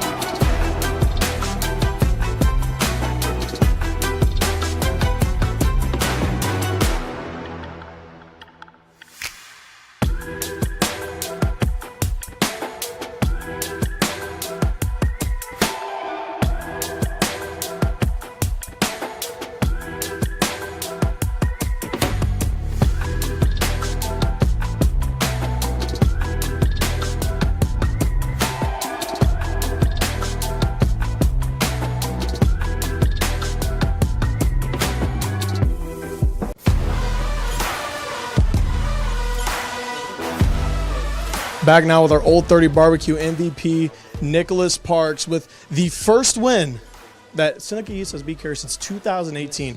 Tell me, just start off, how are you feeling to be the team to finally beat Carey? Oh, we're pumped. This was the game that we got to get, and now that everybody knows we're ready, we're coming for the whole thing. Now, this makes the team 3-2, rest of just conference. Tell me, how does this win, motivate you guys for the rest of the year? Oh, this just shows that Carey's a great team. Now this just shows that we can beat anybody. We can play ball with anybody. We're in this. Now for yourself, well over 300 yards, all-purpose yards, 3 passing touchdowns, 1 rushing. But, you know, let's move on from all that. How does it feel to have basically the game-sealing interception in the fourth quarter? Oh, it's awesome. It's my first one of the year, and I was kind of bummed that I never got one yet, but I just seen that thing flow up. They were target number 10, and I ran back there and just jumped up and caught it. Now, just to wrap this all up before you all go party it up, look into the camera and give out as many shout-outs as you want. Hey, shout out the O-line. Gave me so much time tonight. We could throw the ball, run the ball, do whatever we wanted with the ball. Shout out all receivers. We dogs. We can't be stopped. All right, now, just to wrap this up, we're going to give you a free shirt and a gift card tonight. Hey, man, enjoy the win. Good luck for the rest of the season. Thank you.